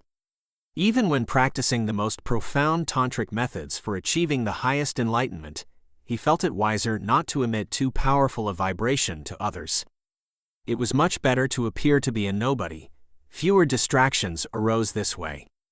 This accounts for the peaceful, almost ascetic, arhat-like appearance of many meditators, even while inwardly actualizing the most profound and dynamic yogic methods. Before Lama Tsongkhapa appeared, many Tibetans had serious misunderstandings about the practice of Dharma. Some thought, since I am practicing tantric yoga, I can do anything. I can drink as much alcohol as I like because I have the supreme method of transformation. The same with sex or anything else I desire. Others felt, because I am following the sutra path and the strict Vinaya discipline, I must avoid such things as drink at all costs. I must be as ascetic as possible. Such extreme attitudes showed a complete lack of understanding of how the sutra and tantra teachings could fit together into one unified practice. Instead, they were seen to be two completely different and opposite paths to enlightenment. But Lama Tsongkhapa explained how one person can actualize the entire sutra and tantra paths, observing Vinaya and practicing the most advanced yogic methods in turn without any contradiction. He demonstrated the accomplishment of this joint practice very clearly in his life and explained this experience in many texts, some of which have been partially translated into English. When I traveled to the West, I saw many books on Buddhism. Some were very good, but others were full of garbage. Certain art books, for example, give the impression that Tibetan Mahayana paintings illustrate some sort of erotic practice, something solely concerned with mundane sensuality. Authors of such works do nothing but demonstrate their complete ignorance of the subject matter, yet these are the very people often cited as experts in their field. The grandmother of one of my students once sent me a small book, published by a large foundation in Los Angeles. It contained brief descriptions of all the world's religions. The section on Tibetan Buddhism was about 2 or 3 pages long and explained how degenerate the teachings were, nothing more than dirty sexual practices. This is the kind of thing that feeds people's misconceptions and is therefore very damaging, not primarily to Tibetan Buddhism, but to those who read and write such things. That is why I think it is very important for people to have a right understanding about these matters. As far as the actual practice of Tantra is concerned, it does not necessarily involve drinking alcohol, smoking, and the like. It does not mean that the yogi meditator can do whatever he or she pleases. To understand this point, consider the following example from the illustrious Kagyu tradition, noted even in the West for its advanced tantric practitioners. One time the famous poet meditator Milarepa paid a visit to one of his former teachers, the man who had taught him the alphabet. This teacher asked him to describe what his famous guru, Marpa the translator, was like, how he lived and so forth. So Milarepa explained, Marpa has a house, many fields, a wife this and that. When he finished his description he was told, very good. You should have all these things too. You can live in your mother's house, turn her fields into a big farm, marry, raise a big family, and so forth. You can do everything Marpa does. But Milarepa answered, "Excuse me. Marpa's having a wife is for the benefit of all mother sentient beings. But I am not ready to copy him. I haven't attained his level of realization. First, I must lead a very simple life. All I want to do is study the teachings my precious Guru has given to me, and put them into practice as much as possible. If I ever reach Marpa's exalted state, perhaps I shall do what you suggest." Of course, we all know that Milarepa is famous for the strength of his tantric practices, those supreme methods that brought him full enlightenment within one short lifetime. Thus his example explains clearly how wrong it is to think that a yogi practicing advanced tantra can do anything at any time at all. Someone like Marpa can drink and have a wife, and there will be no question of hindrances interfering with the practice of Dharma. So can a great being like Guru Rinpoche, Padmasambhava, transmitter of Buddhism from India to Tibet and founder of the Nyingma tradition. But whether you can do such things or not is for you to decide. I am not suggesting, however, that any of you should give up such things. I am only pointing out that it can be very misleading to judge things by their external appearance. Related to this, you should avoid passing judgments that one school or tradition is better than another. Such opinions are not based on any understanding at all, so please do not let them influence you. Because of widespread misinformation in the West, Tibetan Buddhism is already becoming as mixed up and watered down as soup. Therefore, you who have had some personal contact with the teachings should try to preserve and transmit as pure an understanding as possible, and at the very least avoid adding to the confusion. Another misconception some people have is that certain schools of Tibetan Buddhism only practice meditation and do not believe in studying or in attending discourses. I am sure that many of you have heard or read such statements. But without first receiving some sort of information, how do you meditate? What do you do? Meditate on your old bad habits. In business, if you want to make a profit, you first have to invest in some material, in some capital. Isn't that true? If you want to have something extra to take home as profit, you have to start with something. If you start with nothing, you get nothing. The same is true with Dharma practice. Before you can follow an effective meditation method, you must be sure to have clean, clear information and instructions. You have to study this material very carefully and become completely familiar with it, removing all doubts.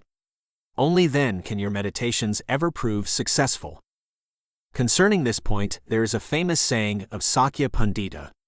He is to the Sakya tradition what Guru Rinpoche, Marpa, and Tsongkhapa are to theirs. This great Lama said, "He who meditates without first listening to instructions is like an armless rock climber." If we think that preparation or study is unnecessary for successful practice, then even animals can meditate. Whenever they concentrated on eating or drinking, they would be engaged in such single-minded meditation. But of course, our practice should somehow be more than this. Khedrub Rinpoche, one of Tsongkhapa's foremost disciples, pointed out the error of having a dull, uncritical approach to advanced Dharma practice by saying, "It is a great mistake to think that practitioners of Tantric Yoga do not need the wisdom of analytical reasoning. Faith and concentration by themselves are not enough." To summarize, you cannot reach the goal of everlastingly peaceful realization if your approach to the highest tantric practice is taking you in the opposite direction. For example, if you want to go from Kathmandu to Kopan, which is to the east, it is a mistake to travel westward. It will be impossible to get to where you want to go this way. I say this even though I know that some of you sharp-minded debaters will argue with me, saying, "Since the earth is round, you can reach Kopan by traveling west from Kathmandu." Returning to Lama Tsongkhapa's biography, we can compare this example of one man's achievement with what we have done so far. Where did he get the energy to accomplish everything he did, while our lives seem taken up with trivialities? It is important to realize that there is no essential difference between Lama Tsongkhapa and ourselves. Do not think that he, or any of the other great Indian or Tibetan teachers, inhabited some sort of unreachable realm while we are stuck down here, trapped in sin and negativity. That is not right. The whole process of mental purification is to rid ourselves of such dualistic thoughts as, he is holy, while I am nothing. The practice of Guru Yoga absorption, in which you visualize yourself as inseparable from the Guru Buddha, should wake you up to the realization of your own unlimited capabilities. To think that you are hopeless and incapable is a dangerous underestimation of your qualities and potentialities. Therefore, please study the lives of such great teachers as Lama Tsongkhapa and Milarepa, and be inspired by them to use your own abilities to the greatest advantage. Now it should be clearer why the emphasis on purity is one of the most important features of Lama Tsongkhapa's teachings.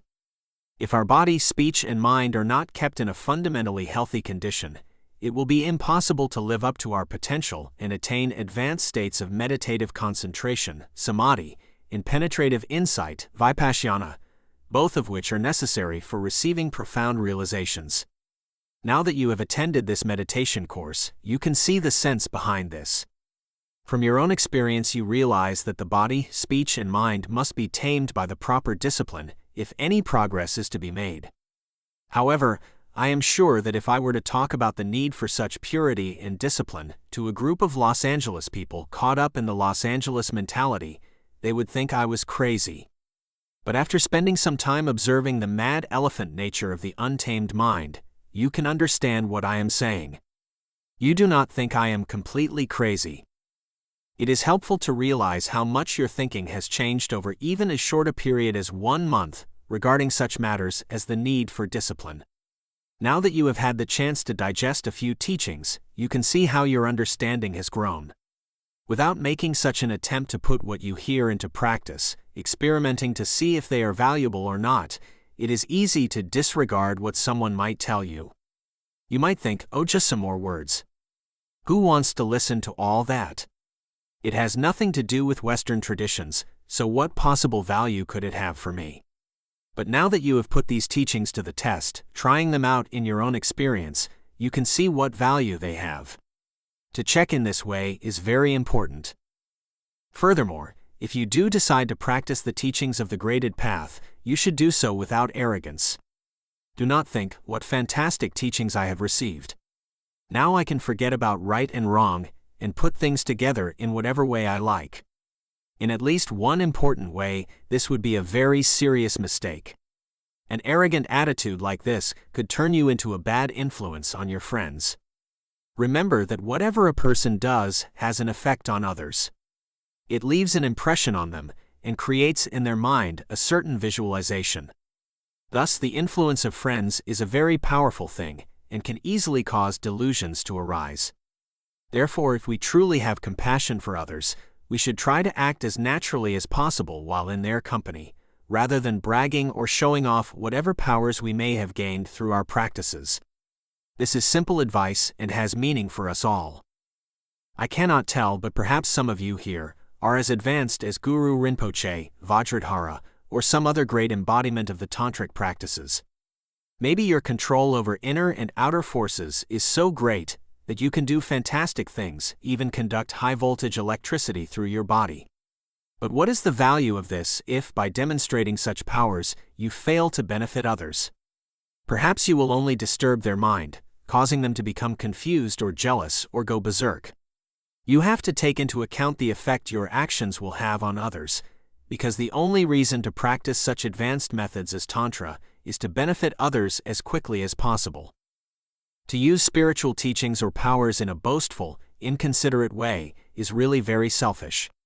That is why I say that even a very high practitioner should never be arrogant. It is much better to practice in a subdued manner. When the Buddhist teachings of Tantra flourished in India, the practitioner was not even allowed to show others the tantric implements he or she carried. Even the string of beads used to count mantras had to be hidden in a small bag whenever the practitioner went out among the people. There were many followers of Lama Tsongkhapa who achieved enlightenment by following his tantric yoga methods. Gyaltsab Je, Khedrub Je, and Galwa Ensapa are just a few of the most famous. In exactly the same way, if you follow the graded path of Sutra and Tantra, just as Lama Tsongkhapa and the other great gurus of the various traditions have explained it, there is no reason why you yourself cannot achieve full enlightenment in this very lifetime. There is no distinction between men and women concerning this. It is a possibility open to everyone. Therefore, please put whatever teachings you have received into practice as much as possible. This would be very beneficial for all concerned. Sometimes, even after studying Dharma for a long time, you may feel that you still do not know how to act properly.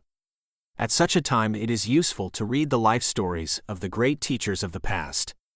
This is a good way to check up and see how the teachings can be put into practice in everyday life. This is a very helpful way of learning. Therefore, I am glad we all had the chance to listen to the biographies of Buddha, Jesus, and J. Tsongkhapa presented these past few days. Thank you very much, and please enjoy the holiday. Transformation. The 8 verses of thought transformation. 1. Determined to obtain the greatest possible benefit from all sentient beings who are more precious than a wish-fulfilling jewel, I hold them most dear at all times. 2. Wherever I am and whoever I am with, I always consider myself the lowest of all, and from the depths of my heart, hold others dear and supreme. 3. In all actions, I examine my mental continuum, and the minute a delusion arises, since it endangers myself and others, I forcefully confront and avert it. 4. Whenever I see sentient beings who are wicked in nature, and overwhelmed by negative actions and heavy suffering, I hold such rare ones dear, as if I had found a precious treasure. 5.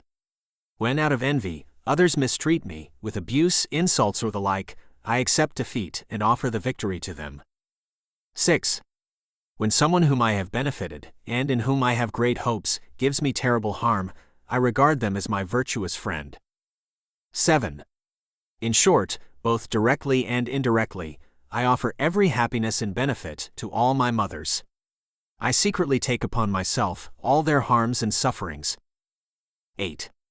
Also, I do not defile all these practices with the stains of the superstitions of the 8 worldly concerns, and by knowing all phenomena to be illusory, without trusting in them, I am freed from bondage.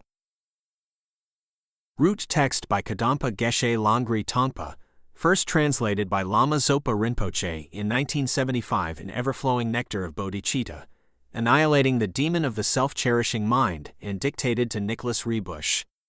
Several versions have been published since then, this one edited for FPMT Education Services by Venerable Joan Nysel and Venerable Ailsa Cameron, May 2020. Rinpoche's teachings on these verses may be found in his books Bodhicitta, Wisdom, 2019 and Patience, Wisdom 2020, and on the LYWA website at lamayeshe.com. Part 2, an additional discourse. Christmas, 1982. Somehow, we're still alive and aware enough to remember how long it is since Jesus was born. It was 1,982 years ago, right? And I myself am fortunate enough to have been born in the Shangri-La of Tibet, to have come into contact with the world of Western Dhakas and Dakinis, and to have this chance to acknowledge the history of the Holy Guru, Jesus. I've found that having a little understanding of Jesus's life helps me develop my own path, but it's not easy to fully understand the profound events in Jesus's life. It's quite difficult. Of course, the superficial events of his life are fairly easy to understand, but there's not enough room in our mind to comprehend his high bodhisattva actions. Even when Lord Jesus and Lord Buddha were here on earth, it was very difficult for ordinary people to understand who they really were. At that time, very few people understood.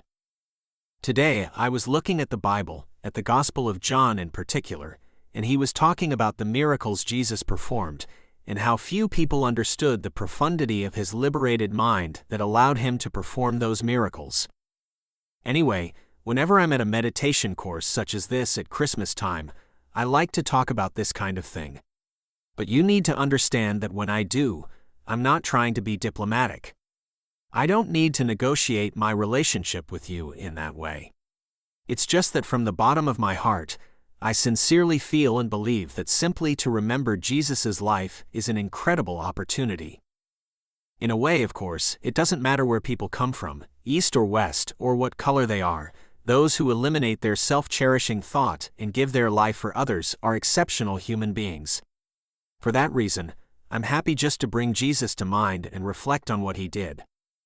Also, to some extent, I'm responsible for my Western students' psychological well-being, so if we're going to bring Buddhism to the West, we need to do it in a healthy way, rather than introduce it as some exotic new trip. We don't need new trips, we need to do something constructive, something worthwhile. Anything truly worthwhile does not diminish any light, it only enhances it. And with respect to psychological health, we're part of the environment, and the environment is part of us. Therefore, those of us who were born in the West should not reject the Christian environment into which we were born. We should consider ourselves lucky to have been born into a Christian society, and to have the wisdom to understand what that means for our mind. Such understanding is very useful if we're to remain healthy. Especially these days, when there's dangerous revolutionary technology everywhere, and the world is overwhelmed with fighting and war, we really need to actively remember the lives of our unselfish historical predecessors. So John was explaining how God sent Jesus to us as a witness to the truth, but most unfortunately, some ignorant people failed to recognize who he was or understand what he was teaching and killed him. In my opinion, the Buddhist point of view is that Jesus was a bodhisattva, not only in the sense that he had realized bodhicitta and overcome selfishness, but in the sense that as a performer of miracles, he was a saint, like Talopa and Naropa, or to name a living example, His Holiness Dzong Rinpoche, somebody completely free of superstition who sometimes instinctively does strange things that the rest of us don't understand. For example, John says that one day Jesus was near the water when a woman came by to fill her pot. Jesus said to her, "How can you satisfy your thirst with water? It's water that makes you thirsty in the first place." He told her that since it's water that makes her thirsty, how can water be the solution to her thirst? It's some kind of reverse thinking. Who can understand that? It sounds crazy, doesn't it? What he meant was that only spiritual water can truly slake your thirst. So you can see, the actual meaning is somehow beyond words. The woman's taking water, he says, "Why are you doing that? It's not going to solve your problem of being thirsty." It's crazy talk. Nowadays, we'd probably hit somebody who spoke to us like that. But luckily, back then Jesus didn't get beaten up for talking in that way. John also said that since Jesus was born from God, his disciples were also derived from God's energy. That's similar to what the Buddhist teachings say when they explain that all Shravakas and Pratyeka Buddhas are born from Shakyamuni Buddha. The sense here is that such followers are born from the teacher's wisdom truth speech.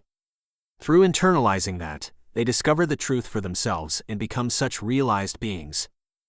Philosophically, of course, we can say that Buddhism doesn't accept that God is the source of all human beings and other things. But from another point of view, we can say that Buddhism doesn't contradict that statement either.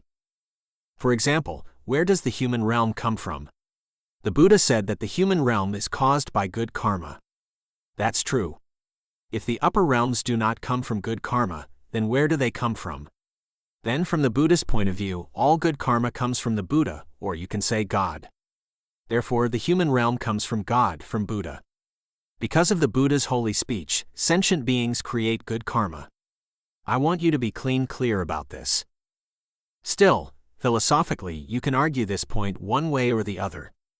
It depends on how you interpret it. You can interpret the statement negatively or positively. Actually, you can do anything with philosophy. Now concerning God, what is the difference between Buddha and God? Today, I'm going to say that according to Buddhism and Christianity, the qualities of the Buddha and the qualities of God are the same. People always worry about creation. God is the creator of everything. Buddha is the creator of everything. Does that mean the Buddha created negativity? Well, the Buddha said that ultimately there's no positive, there's no negative. Tibetans address this issue with the example of a river. When you're standing on one bank of the river, you call the opposite bank the other side. When you're on that bank, you call this one the other side. There's this side and that side and this side. It's interdependent. Without each other, this side and that side wouldn't exist. In the same way, if positive doesn't exist, negative can't exist either. In other words, negative comes from positive comes from negative. Then maybe you're going to argue, well, if God is the creator, if God is the cause of everything, such as organic things like plants, then how can God be permanent? People say God is permanent, then how can something that's permanent produce something impermanent, like a plant? The principal cause of an impermanent phenomenon has to also be impermanent. That sort of argument comes from Buddhists, so I'm going to debate with them. Then how can you say Shravakas and Pratyeka Buddhas are born from Buddha?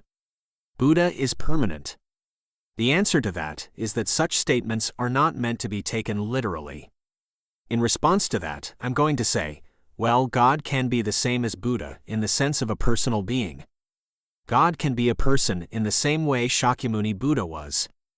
It's not as if a permanent God is sitting up there somewhere. God can be something organic, a personal being with whom you can personally relate. I tell you, philosophers always try to make everything very special. God. Buddha. God is this, Buddha is that. They put God and Buddha up on some kind of untouchable pedestal, so ordinary people can't relate to them. They make it impossible to understand the nature of God, the nature of Buddha. That's stupid. They just create more obstacles for people.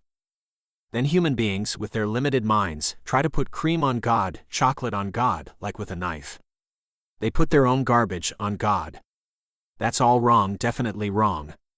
I truly believe that sometimes philosophy can become an obstacle to people really understanding the nature of God or Buddha. Maybe I'm a revolutionary, but I reject many of the philosophical positions on these matters. However, personifying God or Buddha doesn't contradict their omnipresent nature. We can talk about the personal qualities of Heruka, for example, but at the same time, he is universal and omnipresent. We need to understand that. One of the problems we find in the Western environment is the low opinion people generally have of human beings. They consider them to be on the same level as fish and chickens. They're a hassle, they're too complicated. We have no respect for human dignity. People can have transcendent qualities while at the same time being human, but we don't understand this. Therefore, people who try to explain the Bible and God have to separate human beings and God. The humans down here are the worst. They're like hungry ghosts, negative and sinful, while God is up there perfect and pure. That is wrong. If you want to touch God with the human mind, you have to make a relationship between God and human beings. You cannot say God is perfect, humans are dirty. No way. Also, the Bible uses the term personal God or something like that. When His Holiness the Dalai Lama visited Spain earlier this year, we stayed in a Christian monastery. There were about 30 elderly monks there, some were very old. We were all sitting together having a fantastically good time, communicating really well, sort of totally unified, having a long conversation about religion, and one monk, he must have been about 50, described God in exactly the same way as I was thinking. I was in shock. I said, "Is the way you're describing God explained in the Bible?" He said it was. Somehow, we were thinking about God in the same way. Then we had a discussion about emptiness. His Holiness asked the monk, "What do you think emptiness is?" The monk replied, "Non-attachment is emptiness." For me, that was a completely satisfactory answer. I prostrate to anybody who replies in that way. I have no question for anybody who thinks non-attachment is emptiness. That's super. I was greatly impressed. Well, what's the difference? If you ask intelligent Buddhists what emptiness is, they're going to say non-self-existence, but for me, the answer non-attachment is much weightier. I'm talking about my experience. If somebody tells me non-attachment is emptiness, it touches my heart. Philosophically, the answer non-self-existence is perfect, but it's totally dry. It doesn't have any feeling. From the philosophical point of view, saying non-attachment is emptiness may even be wrong. Tibetan philosophers are going to look askance and say, wow, what kind of answer is that? There's that story of an intellectual Geshe asking the great yogi Milarepa, what is the Vinaya? Milarepa replied, I don't know Vinaya from non-Vinaya.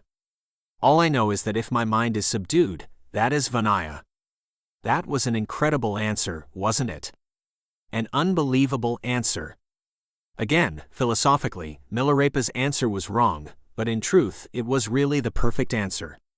If you look back into the real Vinaya, that was absolutely a Vinaya answer. But if you're just playing with words, it was a disaster. Then the Geshe asked another question, trying to control the situation. What is dichotomy? Milarepa said, well, I don't know. Here, I don't remember exactly how it went. My memory is not so good. Anyway, Milarepa said, well, I don't know, my dear friend, but I think if your mind is opposite to Dharma, that is dichotomy. That was a good answer too, wasn't it? You probably remember that story. The Vinaya is not only for monks and nuns. It's for everybody, to integrate their mind with the Dharma, to subdue it with the Dharma. So when a Christian monk says that non-attachment is emptiness, to me, that is an answer that gets to the essence. The mind of attachment holds a conception that is the opposite of the wisdom of emptiness, because attachment overestimates the quality of its object and projects that onto its reality. Attachment exists because we don't understand the nature of the object. If we understand true Christian thinking, that attachment is a human problem, but we can go beyond it, we have a profound answer. From my point of view, those Christian monks were living a more ascetic life than most Tibetan monks do. That's just my opinion. I'm not putting Tibetans down. I'm Tibetan.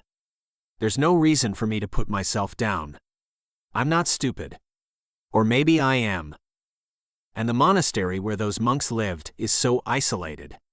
Each monk has his own cell, which has a small opening through which food can be passed. They are totally self-contained. There's a small garden in back, which can't be seen from the outside. It was unbelievable. I was very impressed with and have great respect for Western Christianity. I'm not joking. I'm too old to joke. And I'm not saying Christianity is great for some political purpose. I'm too old for politics as well. Those people just touched my heart. I'd never seen this before. I'd never seen such a Western monastery with monks living such pure, ascetic lives in strong practice. That was the first time I'd seen it for myself. I was so happy. Well, I guess my time has run out. Now I have to finish my performance. But I'm not sure how to finish it. I can't integrate. Nevertheless, my conclusion is I would like you all to try to unify your attitude toward Buddhism and Christianity, to see how Buddhism can somehow help your own country's religion. Help Christians understand Buddhism better, and help Buddhists understand Christianity better, so that we respect each other, have devotion toward each other, touch each other. That's the healthiest way to be. Since I'm outside of Western society, I just observe it objectively. You watch it subjectively, you roll with it, you can't really see it that much yourself. But I just sit back and watch. From my perspective, Western people have been greatly influenced by Jesus and the Christian religion. That's so valuable, so valuable. Your goodness, your peacefulness, your loving kindness, all that actually comes from the Christian religion. You don't get any of that from politics, do you? What your country's politics brings is bloodshed. So from my point of view, I hereby give you permission to become Christians tomorrow. I rejoice. I'll tell you something, I'm not attached to these things. I truly believe this. If you were to come to me tomorrow and say, Lama, I've discovered that my traditional religion has so much value that I've decided to become a Christian, I'd say, thank you so much. It wouldn't hurt my ego. I rejoice. Great, go to church. All right. So at this time we are very fortunate just to be able to remember the profound lives of the Christian saints and the hard work they did. It is so worthwhile to rejoice at what they accomplished. Not only the past saints but the present ones as well, those who are leading ascetic lives, giving their lives to help and work for others in their society. We should pray for their success in their spiritual growth, that they will soon realize and unify with Godhood. Historically, we can also see other unselfish people who have come to earth, such as Gandhi Ji. While some did not appreciate him, he was a great man who helped the Indian people free themselves from the English nose. And while he was a very skillful politician, his basic philosophy was ahimsa and compassion, and with that he freed the Indian people from British oppression. In return, he was assassinated, but he accepted that too. You can see how many billions of people there are on Earth, and that number keeps increasing, yet how many are prepared to sacrifice themselves for others? It's very rare that anybody does that, like when in one of his previous lives as a prince, Shakyamuni Buddha sacrificed his body to the starving mother tiger and her cubs. Jesus gave of himself, and so did Gandhi Ji. Who else was able to do what they did? Publicly offering your life to save that of another is very rare, isn't it? I haven't studied much history, but I don't think there are many like that. Now we don't have to give our life or our body, but we can decrease our selfishness, we can develop more concern for others' happiness than our own. So motivate strongly like this. Those people were incredible. They had not a selfish bone in their body, and totally gave themselves to others. I just can't imagine myself doing that. They were so great. Their bodhicitta must have been so amazingly well developed, they must have had such enormous loving kindness and compassion for others, they must have transcended all pain. So as much as I can, for the rest of my life I will dedicate my body, speech, and mind, and whatever wealth I have, to benefiting others. From now on, I belong to others, and they can use me as they wish. May I and all mother sentient beings never be separated from the Bodhisattva teacher, in this and all future lives. Part 3. Praise for Lama Yeshe. A Catholic Priest's Tribute. By Father Bernard de Give. So he has left us, this marvelous being who was all smiles, who simply breathed goodness. I believe that I express the feeling of all those who knew him, when I confess that I must hold back tears, when I think that never again will I see that radiant face, filled both with a joy for life and awareness of suffering that affects the inner soul of all human beings. Others will tell of his past incarnations, the first stages in his monastic life, his studies in Tibet, and the responsibilities that he took upon himself since exile. But please permit this Christian monk to recall a few memories of one who was for many both a master and a friend. The first time we met was at La Sainte-Baume in Provence, where for 10 days, from the 23rd of September to the 3rd October 1978, he gave his inspiration and energy to a Buddhist retreat for around 200 people. He was accompanying Dzong Rinpoche, whose more traditional style of teaching seemed a little distant. Of Lama Yeshe, however, one could only say that he had his audience in his pocket. He triumphed with his good satire of Western society.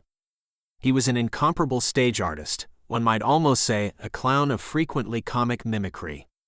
And though he succeeded in laying bare the oddities and foolish ways, the delusions of the masses dominated by their passions, never did he hurt anyone. Rather, one felt touched by his unbelievable compassion and utter confidence in the inevitable victory of good. And when he gave himself up to fits of laughter, everyone would follow him, as though convinced that with this man at their side, they were heading toward liberation. I saw him again the following year during a second retreat at Viviers, on the Rhône, the 17th to the 31st of July 1979. Whilst Lama Zopa Rinpoche explained to us with simplicity and conviction the principal aspects of Mahayana philosophy, Lama Yeshe was once again possessed of an undeniable spiritual radiance. Since then, it has always been a joy and a great blessing to meet him again. Whether on the poetic hill of Kopan beyond Boudhanath in Nepal, or at his favorite refuge, Tushita, in the woods that rise above McLeod Ganj, not far from His Holiness the Dalai Lama, but higher than the lively hubbub of the Tibetan market. Thus he always placed himself close enough to the crowd to be good for him, but loving solitude, where chosen disciples could follow him in initiations more secret and more severe. He was so good-natured, yet still he knew how to keep to the demands of an arduous spiritual path. He would not allow such advanced retreats to take place without these conditions.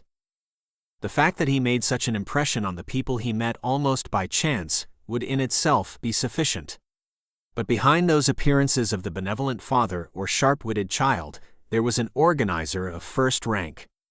This can be judged simply by citing the large number of centers, more than 30, that he founded in most of the Western countries for the preservation of the Mahayana tradition, from France to the United States, in Holland and in England, Spain, Italy, and Australia. Wherever it was, he knew how to establish, to organize, and to preserve. His passing away will now be mourned in all these many countries. We know at what cost Lama Yeshe was able to persevere with his inexhaustible apostleship around the world in those final years. Considering the state of his heart, doctors would have condemned him to rest with no hope of recovery. And in addition to this, he suffered greatly from an ulcer in his stomach. But being such an ardent bodhisattva, he continued to give himself for the welfare of all other beings. And in addition to all this, may I, a Catholic monk, be permitted to allude to one essential characteristic of his being. He was a true ecumenist, knowing how to go beyond the traditional confines that so often separate the great religions. Need one recall what he did at Kopan for those retreaters who had come to learn the Buddhist techniques of meditation? 1 week before each Christmas, he delivered a series of discourses, more profound than one can begin to imagine, on the coming of Jesus to this world, the true meaning and the ways of preparation. And during the retreat at La Sainte Baume, not only did he accompany a group of lamas to offer puja on top of the hill in the grotto of Marie Madeleine, but on another morning he stole away with us to visit the Church of Saint Maximin, where he professed a true devotion to Mary, Mother of Jesus. Everyone knows, however, how he remained the faithful propagator of Dharma, and how he kept to his tradition. He would willingly recall the days at La Wudo, on the side of Mount Everest, where he educated his small monks so well. 2 years ago, when he was finally able to undertake a pilgrimage to Tibet, he returned to his original monastery, the monastic University of Sera, where he had received his education in the College of Sera J. In its present state of dilapidation, the cell that he had formerly occupied no longer existed. Nevertheless, Lama Tubten Yeshe sat himself down in full lotus, and remained there in meditation for many hours beneath the open sky. I don't know if it is appropriate to offer condolences in Buddhist circles. I think of his companion, so contemplative, so discreet, Lama Zopa Rinpoche, who was his disciple and who today must be feeling very lonely. About Lama Yeshe. Lama Tubten Yeshe was born in Tibet in 1935. At the age of 6, he entered the great Sera Monastic University, Lhasa, where he studied until 1959, when the Chinese invasion of Tibet forced him into exile in India. Lama Yeshe continued to study and meditate in India until 1967, when, with his chief disciple, Lama Tubten Zopa Rinpoche, he went to Nepal. 2 years later, he established Kopan Monastery, near Kathmandu, in order to teach Buddhism to Westerners. In 1974, the Lamas began making annual teaching tours to the West, and as a result of these travels, a worldwide network of Buddhist teaching and meditation centers, the Foundation for the Preservation of the Mahayana Tradition, FPMT, began to develop. In 1984, after an intense decade of imparting a wide variety of incredible teachings and establishing one FPMT activity after another, at the age of 49, Lama Yeshe passed away. He was reborn as Osel Hida Torres in Spain in 1985 and recognized as the incarnation of Lama Yeshe by His Holiness the Dalai Lama in 1986. Lama's remarkable story is told in Vicki McKenzie's book, Reincarnation, The Boy Lama, Wisdom Publications 1996, and Adele Hulse's official biography, Big Love, LYWA 2020. About Jonathan Landau. Jonathan Landau was born in New Jersey in 1944 and attended Dartmouth College. After teaching English with the Peace Corps in Iran 1966-69, he began studying Buddhism in India and Nepal, his main teachers being Lama Tubten Yeshe, Kyabje Zopa Rinpoche, and Geshe Nawang Dargye.